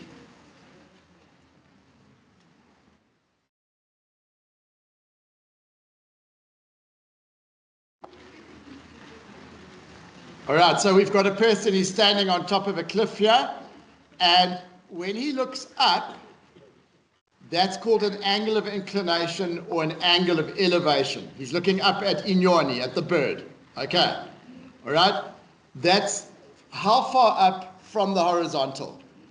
An angle of depression, now he's looking down onto the sea, and there's a boat there, and guys, Uguti, boat in Zulu. I don't know how to say boat in Zulu. Okay. Okay, so yeah, I've learned something new. Thank you. Okay, but we can work out the angle of inclination using this piece of equipment. Okay, and I'm going to just show you a little video. Now, this video my daughter filmed of me during COVID. Okay, and so I wasn't allowed to get to the hairdresser. Okay, so I'm just going to show you this video, and you can see my hair looks very different there. Okay, so here I am. I'm standing on the field at Michael House, and I've got this piece of equipment. Okay, and it's a very simple piece of equipment. It's just got a Koki tube, the outside of the pen. It's got a piece of string, and it's got a weight. All right, and when it hangs straight down like that, there's no angle of elevation. Okay, but I can use that, and I can look through that tube. Okay, and I can look at the top of something. So I was standing on the rugby field here. I was recording a lesson for our learners who were learning online. Now, if I look up at the top of the rugby pole, okay, at the moment there's no angle of inclination. But if I look up, and the reason I'm showing the video rather than showing you here is so the online learners, the people who've joined online, can see. If I look up at the top of the rugby pole, then I can get the angle of inclination. Okay, now we are going to use some information to solve some questions in trigonometry. okay? Because trigonometry is very, very powerful in terms of us being able to calculate distances and heights and all sorts of things. Okay, so let's start off with a really simple example. I'm hoping that you guys know about opposite, hypotenuse, and adjacent. Okay, our trig ratios for sine, cos, and tan. We do not get provided these formulae. You need to learn them. Right. Remember, if we are talking about an angle, the hypotenuse is always opposite the 90-degree angle. The opposite, as the name suggests, is opposite, and adjacent is the other one. The word adjacent actually means next to. Okay, so this side is next to the angle. You might say this one's also next to it, but this one we've already got a name for. Okay, right. I want you to quickly just see if you can solve these two triangles for me. Find the missing sides and the missing angles in these two triangles. All right, and I'm going to ask Justin to get some answers for us just now. I'm just going to give you, guys, before we take an answer, Justin, I'm just going to give people a minute or two to try these.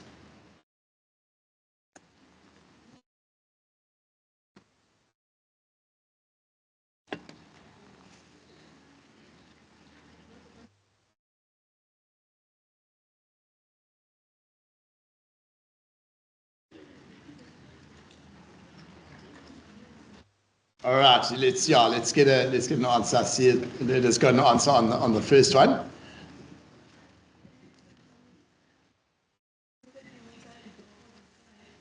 It's the opposite side. Okay, so can you give me a trig ratio which can help me find one of the other two sides? So, okay, so what you've told me is that this is opposite, you're right, and this is hypotenuse, okay?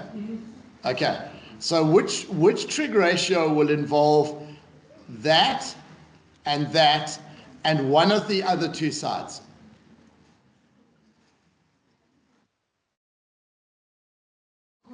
Cos. Okay, so if I'm happy with cos, if you say cos of 25, sorry, I've got my pens. Okay, cos of 25 will be what? 0. Okay, I'm not sure how you did that, but what is the definition for cos? It's going to be adjacent over hypotenuse. Nancy Kinga, we have a problem, okay, because we don't know either of those. So I don't think cos is a good one to use. Let's get someone else, Justin, let's see if we can get an answer from someone else. Okay, so tell me what you're going to write. Sine?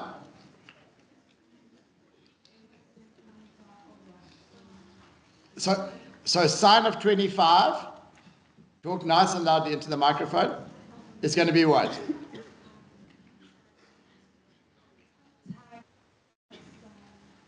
You want to go with tan now? Okay, so tan of 25. It's going to be what over what? So it's going to be opposite, which is 8, over the adjacent. Okay, I'm going to call that MH. Right, that's the adjacent, but that's that side. Now, guys, we've got an equation. All right? Remember, whenever we're solving an equation, we're thinking about a set of scales. It's in balance. It's equal. Whatever I do to the one side, I must do to the other side. What can I do to both sides to get rid of the fraction here? Times by MH. So if I do that, I get MH times tan 25 is 8. Okay? What can I do now to both sides to get MH? Divide by tan 25. So I'm going to get 8 over tan 25. All right? And let's just see what that comes to. All right, I'm going to just show you a little trick on your calculator here. 8 over tan 25. And we get 17,2. But when I use that number later in my calculations, all right, I want to make sure that I use it accurately. So if I'm going to use it again, I'm going to store it. And I want to show you how to store a number on your calculator in case you don't know. We press Shift and then STO, this button here. And then we choose any one of these red letters. So I could store it, for example, into C. All right? If I press all clear, I press recall C, there's that number with all the accuracy. Okay? Because what we don't want to do is use that number inaccurately to introduce errors. All right, who can tell me what size will angle A be? And that's remember I said everything, everything's connected to everything else. So although we're doing trigonometry, what's A going to be here? What size will angle A be? 65 degrees because of angles of triangle. Right. So now we know that this is 17,2. Manje singakhetha. We can choose. We can calculate the hypotenuse using, well done, the theorem of Pythagoras. Normal, we could use another trig ratio. Okay, let's use another trig ratio just so we practice our trig. What trig ratio can I use if I want to involve the opposite and the hypotenuse? Sine. Okay, so sine of 25 is going to be 8 over the hypotenuse, over AH. All right, and exactly like we did last time, we want to solve this equation. We must do the same thing to both sides. Who can tell me how am I going to get to the answer from here? I don't want the answer, I want you to tell me how I'm going to get to the answer. Put your hand up and Justin can come in.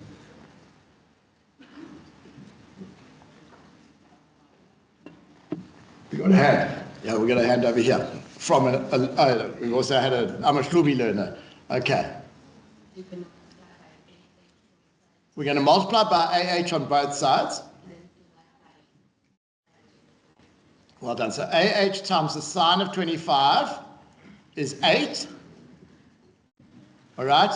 And then AH is going to be 8 divided by sine 25.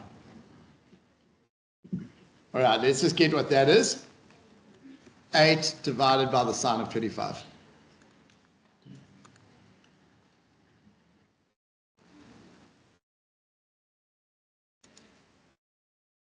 Okay, it's 18,9.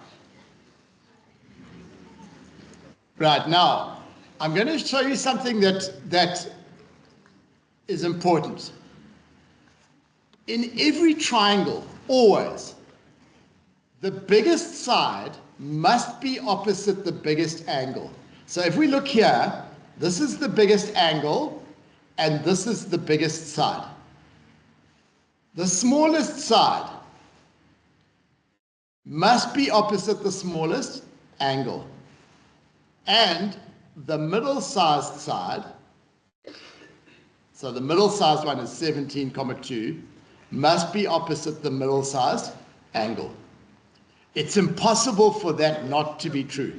So whenever you've solved a triangle, you must check that. Now, I'm interested to know, we've got some maths teachers who visited us today.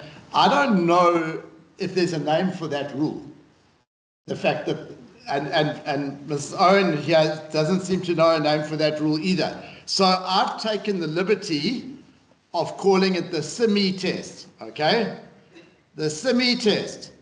And what we do, we always check at the end, is the biggest side opposite the biggest angle and the smallest side opposite the smallest angle. I want to show you a sketch here.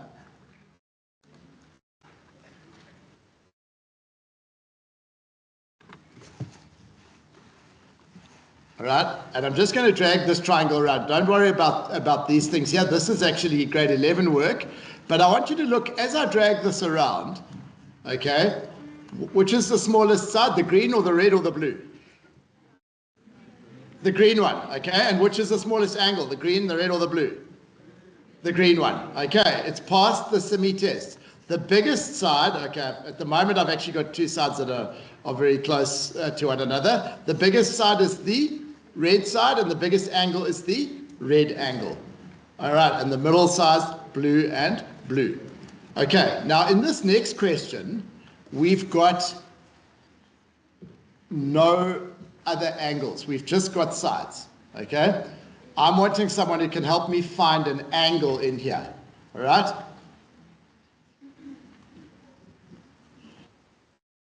They're going to use Cos of D. Remember, cos is adjacent over hypotenuse. So what will it be? Well done. Allah, Allah. And now, what button must I press on my calculator to get the angle?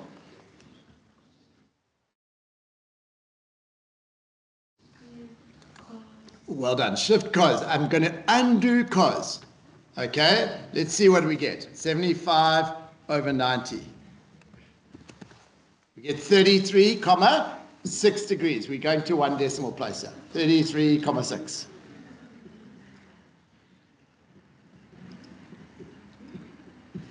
Can I work this angle out? Yes, I can just go 180 minus 90, that's 90, minus 33,6. Remember we said our brain's like a muscle, all right? I think we might, if we use it, it gets better. I think this might be something like, no, not 60 at all, 56,4. All right. I could use a trig ratio, or I could use Pythagoras. Okay, so let's just use Pythagoras for this side over here. AQ squared plus 75 squared equals 90 squared. 75 squared is 5,625. And 90 squared is 8,100. Okay, so we can work out what AQ is. It's going to be 8,100 minus 5,625. And then we're going to square root that answer. Remember, when we do a calculation, our calculator always remembers that number in its memory called answer. And so we get that, or about 49,7. Okay, the last thing we're going to do, we're going to just check the semi-test. Which is the smallest side? The smallest side.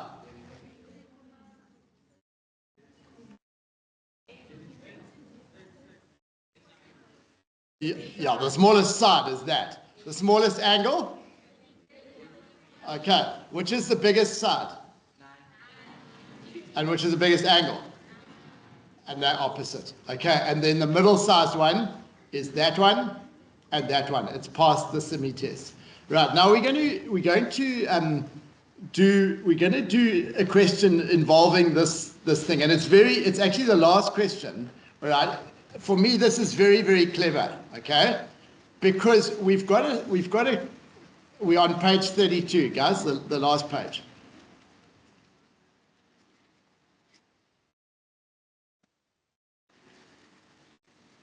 Okay, you can see why I'm a maths teacher, not an art teacher, okay? Here's the tree.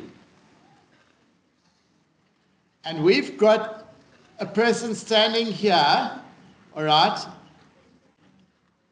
And he looks up at the top of the tree, and the angle of elevation using this is 50 degrees. There's a right angle in here, guys. There's always right angles in these questions. Then he walks just a little bit closer. He walks 5 meters closer. Okay? And when you walk closer, your angle of elevation gets bigger. I think you would know that. If you're walking towards something and you're looking at it, as you get closer, you're going to have to look up more and more. Now, believe it or not, we can work out the height of this tree. We don't even need to get anywhere near the tree. Maybe there's stuff here, maybe there's other bushes and stuff. We can't get to the tree. But we've got enough information to work out the height of this tree right now. Okay, and it's very, very clever. So what we're going to do, we're going to solve two equations.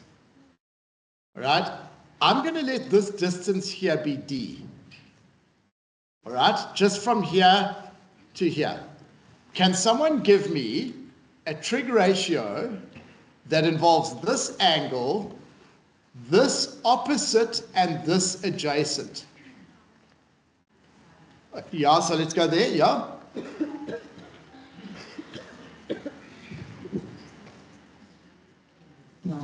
Tan of will be what? I'm going to call this h, the height, okay? And what will it be? Well done, halala. It's h over d. Guys, how many variables are in this equation? 2. There's h and there's d. Dancing Kinga, we have a problem. Kodwa, let's find another equation. Who can use this triangle? Now remember that we've got this length is 5 and this length is d, so the total length is 5 plus d. Who can tell me what another equation that's going to involve the distance and the height of the tree? Tan of 50 will be what? H over d plus 5. Guys, d plus 5. The whole distance from there to there. Right. We now have another equation. We've got two equations.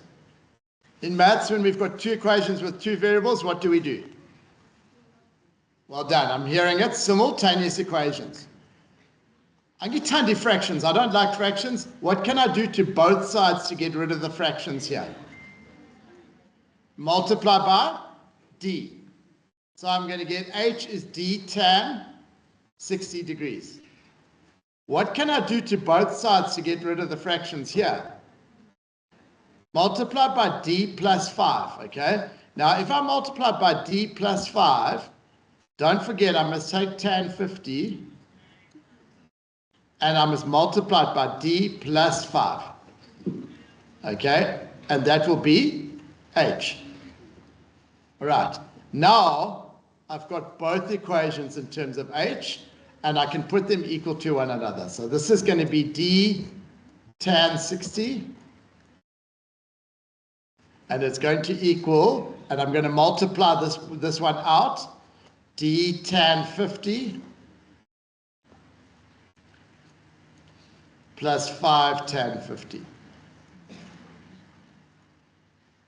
All right, I'm trying to get d. Now, I'm looking for some help here. I've got a problem because I've got d over here and I've got d on this side over here. Who can suggest something that will just take me a bit closer to the answer? I'm trying to solve this equation. What could I do? Put your hand up if you've got an answer.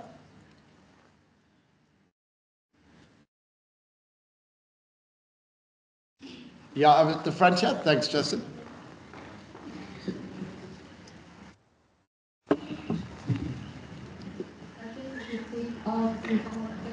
That's a brilliant answer. You think we should take out a common factor?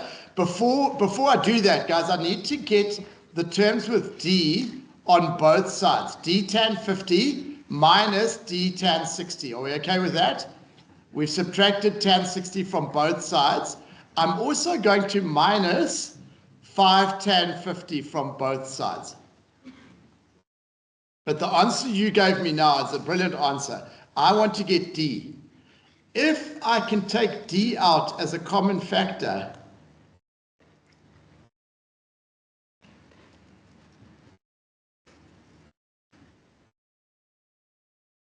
then I'm going to get that.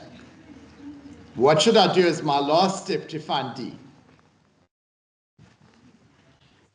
Divide both sides by the brackets, yeah, by what's in the brackets. Minus 5 tan 50 degrees over tan 50 degrees minus tan 60 degrees. Okay, and I'm going to put all of that into my calculator and see what I get.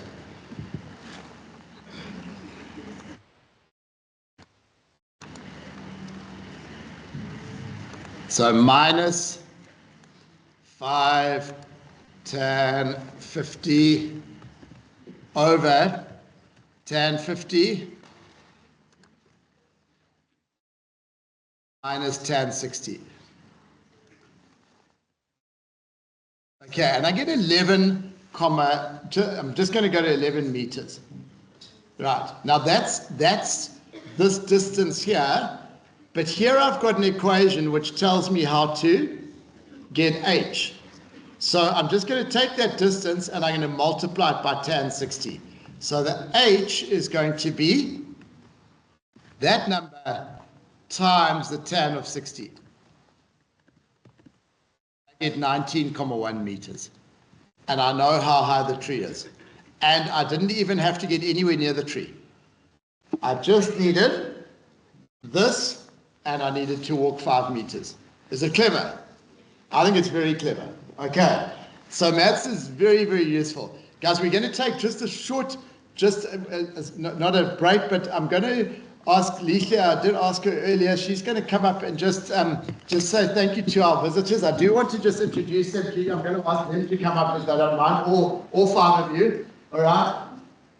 If you don't mind, just quickly coming up to the front so we can see you. So, guys, our visitors today are involved with a trust. Okay, now what a trust is, it's somebody who's left money normally, all right? Maybe more than one person. They've left money when they've died. They've left money for projects. Okay, and this trust is called the Durban eThekwini Education Trust. All right, and our visitors, three of our visitors are representatives of that trust. They're what we call trustees, and then they decide how they're going to use the money. Okay, and that trust gives money to SIMI, all right, to the Shaisi Balo Maths Institute, through Michael House, in order that we can do sessions like today. As I said to you, it's expensive today. There's lots of costs. There's your taxis, the buses for Amashkubi, there's printing the workbooks that you're using, there's some lunch afterwards, all those things, okay? And these people are helping make that possible. So I want us to just give them a quick round of applause. And I want to get...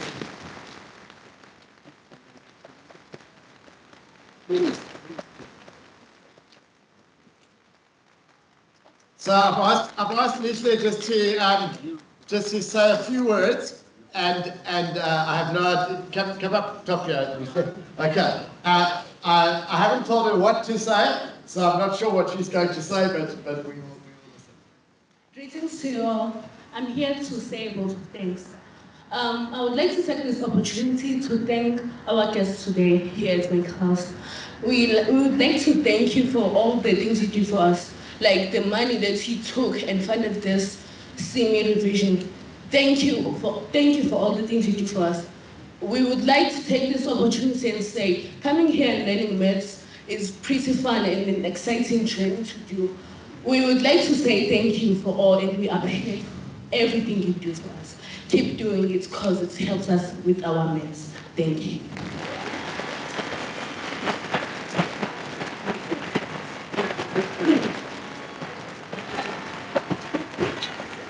Let's focus. Thank you very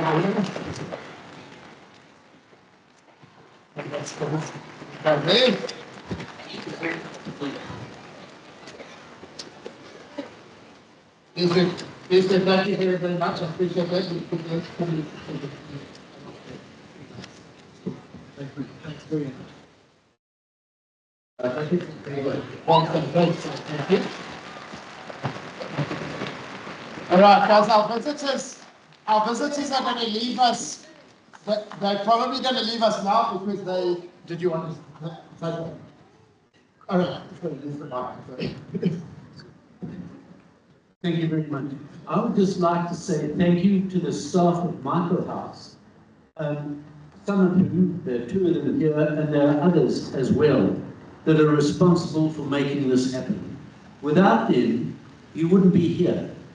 And so thank you to them for using their time and their skills to help South Africa, because that's what we do. And we wish to say very best wishes to all of you in your studies. Thank you for hosting us today. Thank you very much.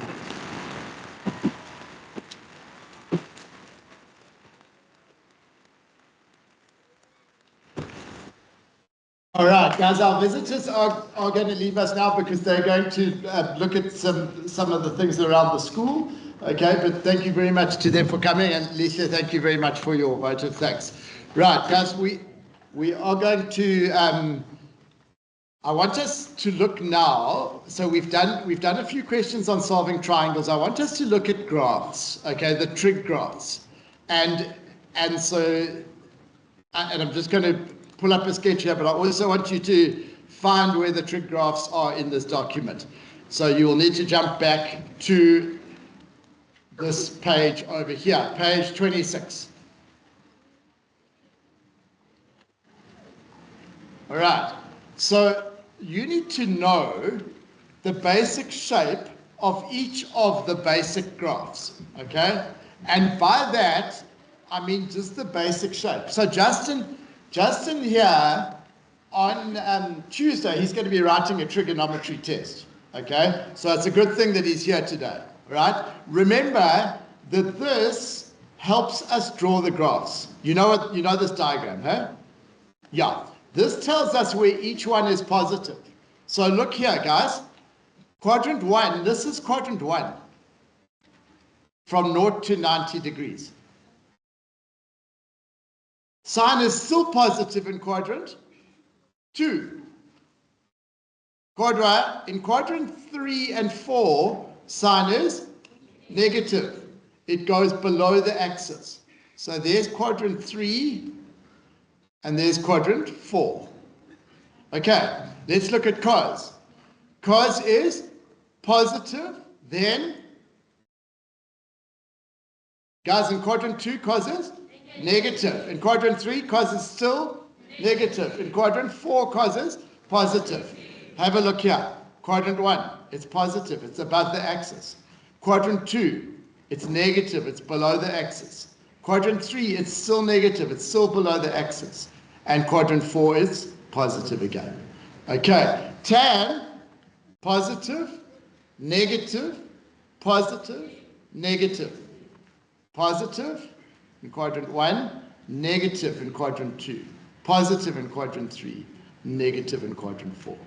Okay, you need to have pictures in your mind of each of these graphs. All right? They have some characteristics. The first characteristic they have is what is called the period. It is how long it takes to do a full wave. In other words, a full cycle. And for sine and for cos, that number is 360 degrees. After 360 degrees, we are back where we started. You notice the cos graph actually starts up here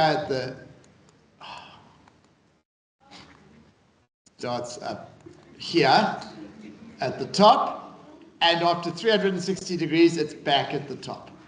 A tan graph, guys, the period of a tan graph is 180 degrees. And the reason being is that a tan wave is actually like this. It's like a big, long, elongated snake in yoga.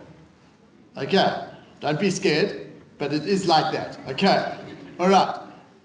It's actually done, is in yoga, esibile, because here, guys, here is half in yoga, a full in yoga, and another half.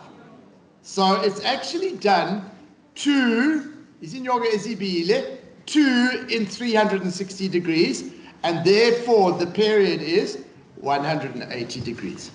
All right, the graphs also have an amplitude. Now the amplitude, the tan graph doesn't have an amplitude, but the other two have an amplitude. And the amplitude is half the total height. Okay, so half the height. So let's have a look. The total height is 2, so the amplitude is 1. Okay, the amplitude is 1 for both the sine graph and for the cos graph. Now I'm going to show you, I just need to remind myself because we need to have 2 adjustments here to these graphs. Okay, in grade 10 there's only 2 adjustments, and I want to show you the graphs. So a change of amplitude and a shift up and down. So okay, there's the sine graph. Okay, now I'm hoping you see all sine, positive, positive, negative, negative. If I go to 720 degrees, notice I get 2 waves. Do you see I'm getting 2 sine waves? I'm getting one to here and another one to here. All right. I'm going to put it back to 360. But I want to ask you now, this is just sine of x. If I add a number at the back, like maybe I go +1, what will happen to the graph? It will shift which way? Vertically up by 1. Do you see it? So the purple one at the bottom is just sine of x. The green one is sine of x plus 1. It's just been picked up by 1. If I subtract a number at the back, what will happen to the graph? It will shift down. If I subtract 1, it will shift down 1. If I subtract 3, you might say, hey, Paul, it's gone. Where's it gone? Okay, it's gone off the screen. I'm going to change my y minimum to like -4 and my y maximum to 4. Do you see what's happened? It's just dropped down. So, okay, it doesn't matter. Okay, it's dropped down by, what, 1, 2, 3. Dropped down by 3. And its equation is sine of x minus 3. Okay, so that's the one adjustment you need to know. Now, what happens if instead of drawing sine of x, I multiply my answer by 2 at the front here? What will happen to the graph? Maybe you can just show me with your hands. What will happen if instead of drawing sine x, no, I won't do that. Okay, I'm saying this. This you don't need to know for grade 10. You need to know this one for grade 11 where it stretches out that way. For grade 10, you just need to know about changing the number at the front here. It's going to stretch it, guys. Normally, sine of 90 is 1. If I put a 2 here, every output is going to be doubled. 0 will still be 0, but at 90, instead of being at 1, it will now be at 2. Have a look. At 0, it's still at 0. Instead of going lowest to -1, it now goes to -2. If I make it 3, it's going to look like that. Just be careful here, Basopa, because if I make it negative, guys, if I make it -1, does anyone know what's going to happen? Say nice and loud. Well done, it will reflect. Okay, have a look, guys. If I make it negative, it starts going underneath the axis. And if I make it -2, it stretches and reflects.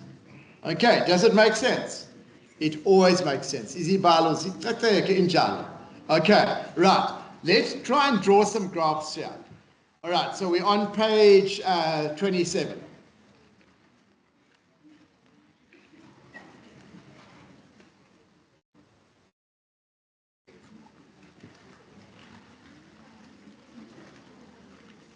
Okay, first thing we've got to do, in our mind, we've got to know what a sine graph looks like. Just draw one in the air.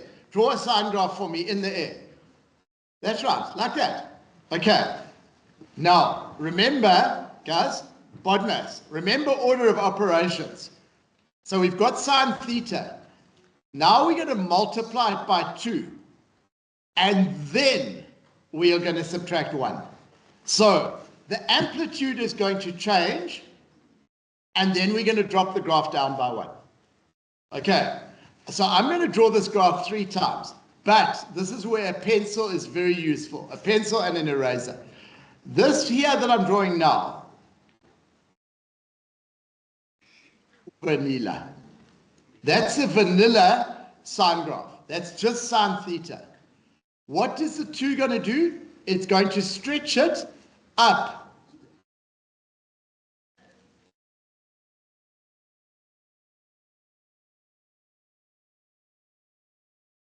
Okay? I need to apologize here because my axes that I've given you for this question aren't going to work very nicely. And what does the minus 1 do? It drops it down by 1, guys. So every point is going to be 1 lower than it was. This point over here is actually going to be there. This point over here is actually going to be there. This point over here is actually going to be there. And this point over here is actually going to be there. And that's why I apologize. My axes are not what I really hoped for here. Okay. So it's actually going to end up like there.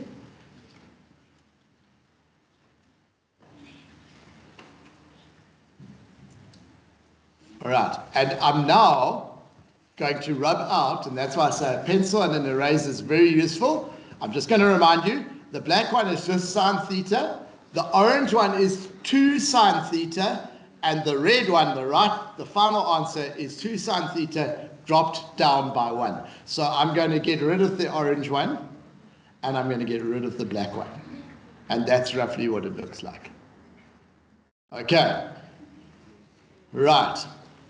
Tan theta. Now, before I draw tan theta, I want to quickly tell you something that I forgot to tell you about tan theta earlier.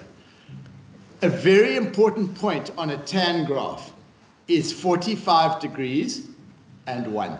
On a vanilla tan graph, we get 45 degrees and 1. Now, that's going to help us when we draw this graph. Okay, I'm going to draw in the asymptotes first. Remember, tan is undefined at 90 and at 270. Now, if I just drew tan theta, I'm going to draw tan theta with a blue pen. Okay? At 45 degrees, it would be at 1. And at 225 degrees, it would be at 1. At 135 degrees, it would be at minus 1. And at 315 degrees, it would be at minus 1. It would look something like this.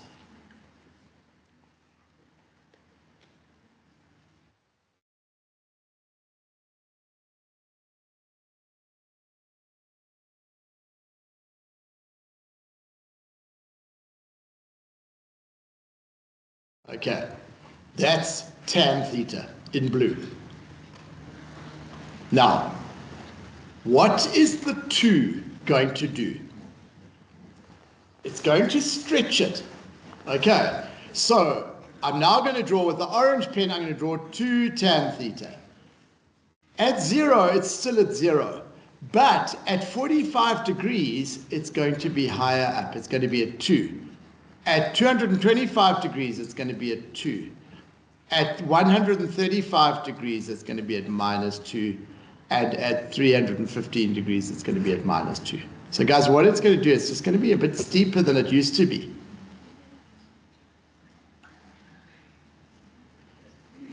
Okay, this is quite tricky to draw these. Okay, that's 2 tan theta. And then lastly, and I'm going to use the red pen again, what if I put a negative in front here? What's it going to do to the graph? It's going to reflect it. It's going to reflect it over the axis. So guys, I'm going to draw this quite kind of quickly, but it's going to look like something like this. The orange one is going to reflect over the axis like that and like that. All right. And now, again, I'm going to rub out the blue one and the orange one.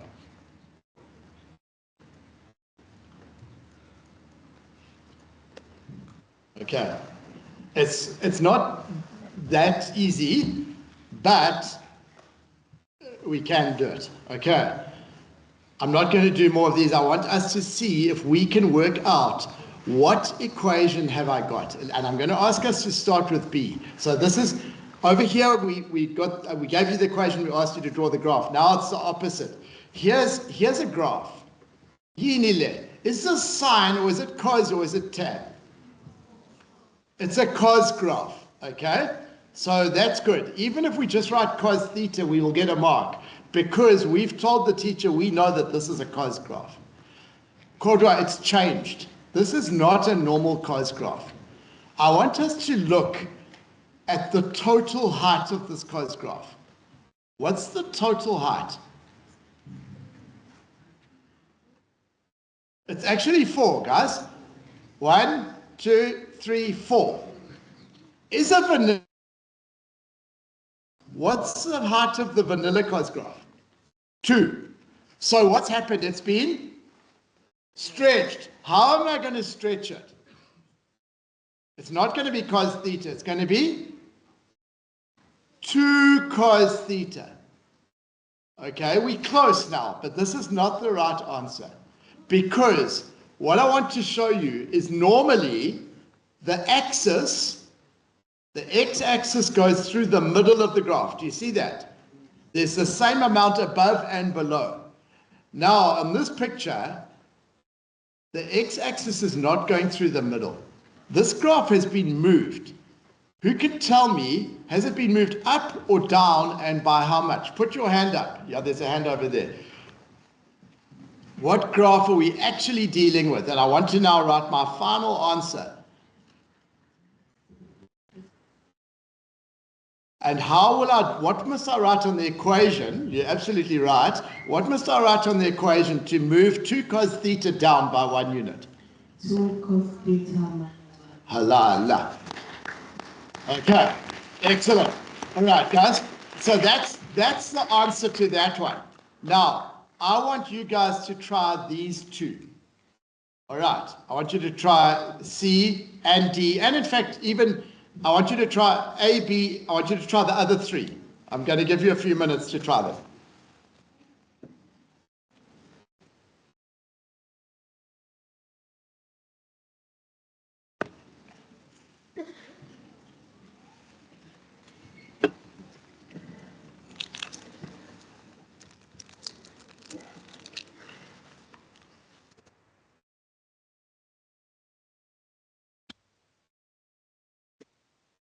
All right. If you've got an answer for any one of them, you can put your hand up. Okay, there's right at the back there, Justin. You must just tell me which one you're doing.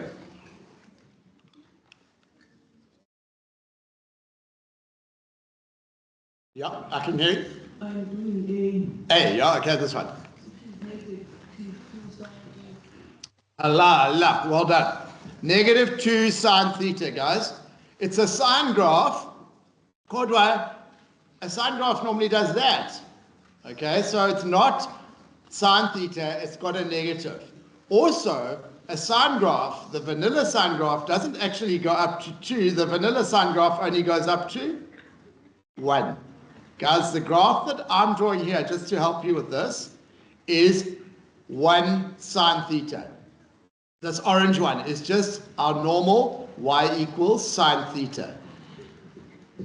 This black one that I drew has been stretched. It's 2 sine theta. And the one that we were actually asked to find the equation of has been reflected. So it's -2 sine theta. Well done. Okay, I'm looking for an answer to C or D.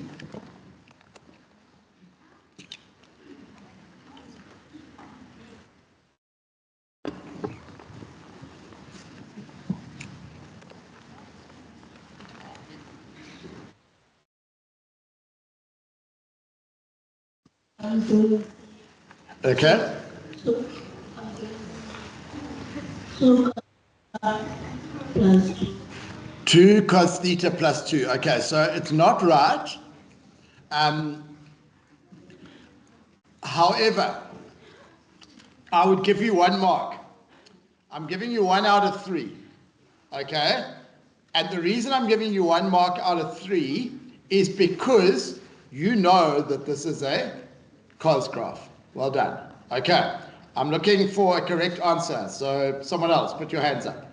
And it doesn't matter that you got it wrong, because that's how we learn. Yep.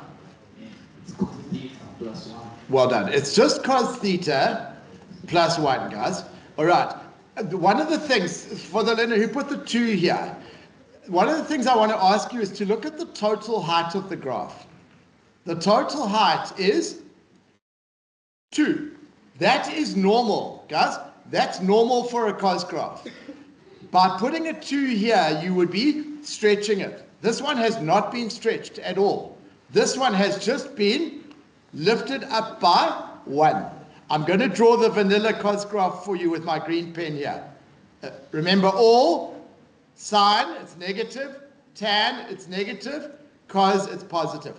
That green graph is cos theta. Okay. The equation that of the actual graph, the answer that we've got, the correct answer is cos theta plus 1. Okay. I'm looking for an answer for this one. All right. Yes.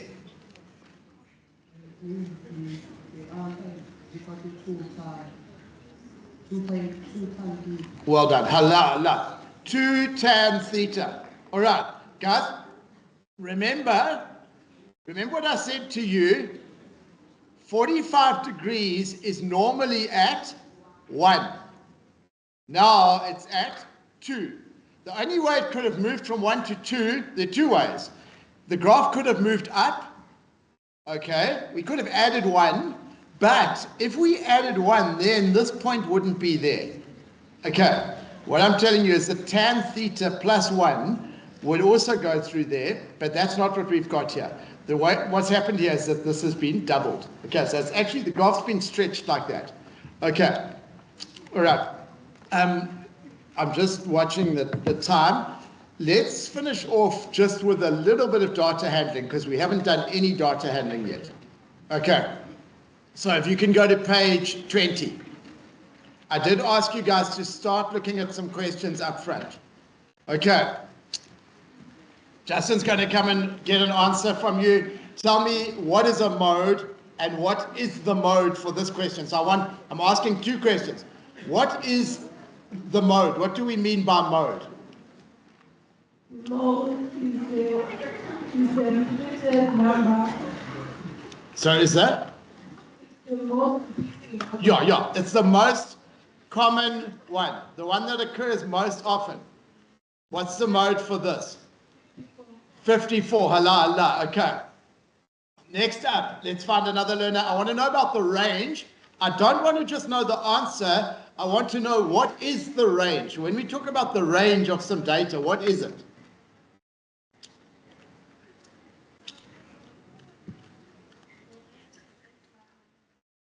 Well done. It's the maximum value minus the minimum. What did you get here? Well done. 98 minus 45 equals 53. Hala. Okay. Now, guys, the mean is the average. All right. I'm going to find this worksheet on my computer just to save us some time. All right. Revision session there, workbook there. Not save us time, but we'll try. All right, and I'm going to find this question in here. This, okay, and I'm going to find this. Okay. All right. I seem to find this. Sorry, guys, this is taking me a long time, but I want to make sure that we've got the right answer for this question. Okay, so what page are we on? That's 20. All right. So, guys, here's the software that I use to create this. All right. And there it tells us that the mean is 73.09. Okay, 73.09. Okay, so I'm hoping that's what you got. 73.09. Okay, and then it says, give the 5-number summary. Now I'm looking for somebody to tell me, yeah, at the front here. Right in the front here. Okay, the 5-number summary. What is a 5-number summary? 5-number summary are the things that we find in the box. Yeah, okay, and what? Minimum, maximum, median, quartile, and quartile bar. Okay, I'm writing them in a slightly different order, but you're 100% correct. Okay, that's from smallest to biggest. This median is also called the second quartile. What did you get for the minimum?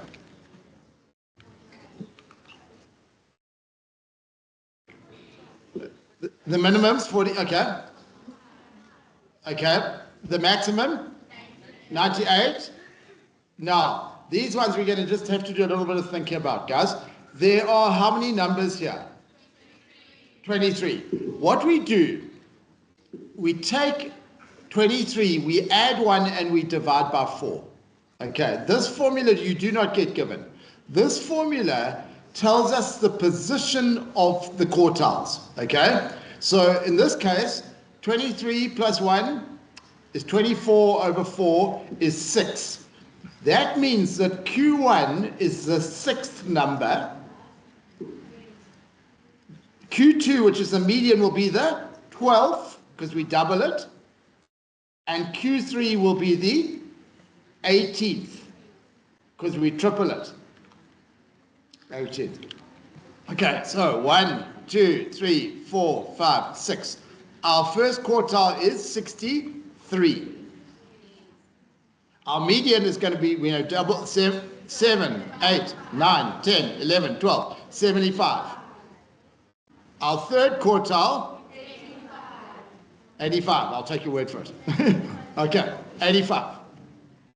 And now, as you said, we're going to draw the box and whisker. Okay, 45, well done, that's brilliant. 45 is where the whisker starts.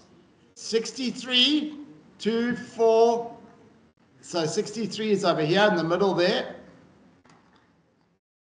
75 is easier, it's over here, halfway between 70 and 80. 85 is easier, it's halfway between 80 and 90. And 98 is over here. All right, so this is our box over here. This is the end of the whisker, and this is the end of the whisker. Okay, and guys, this data, anybody want to tell me about, is it skewed? Is it slightly skewed? Is it very skewed? Is it skewed to the left? Is it negatively skewed? Is it positively skewed?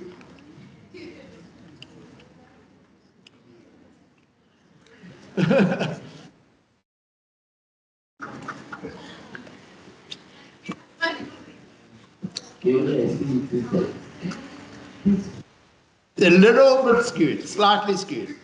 Which way?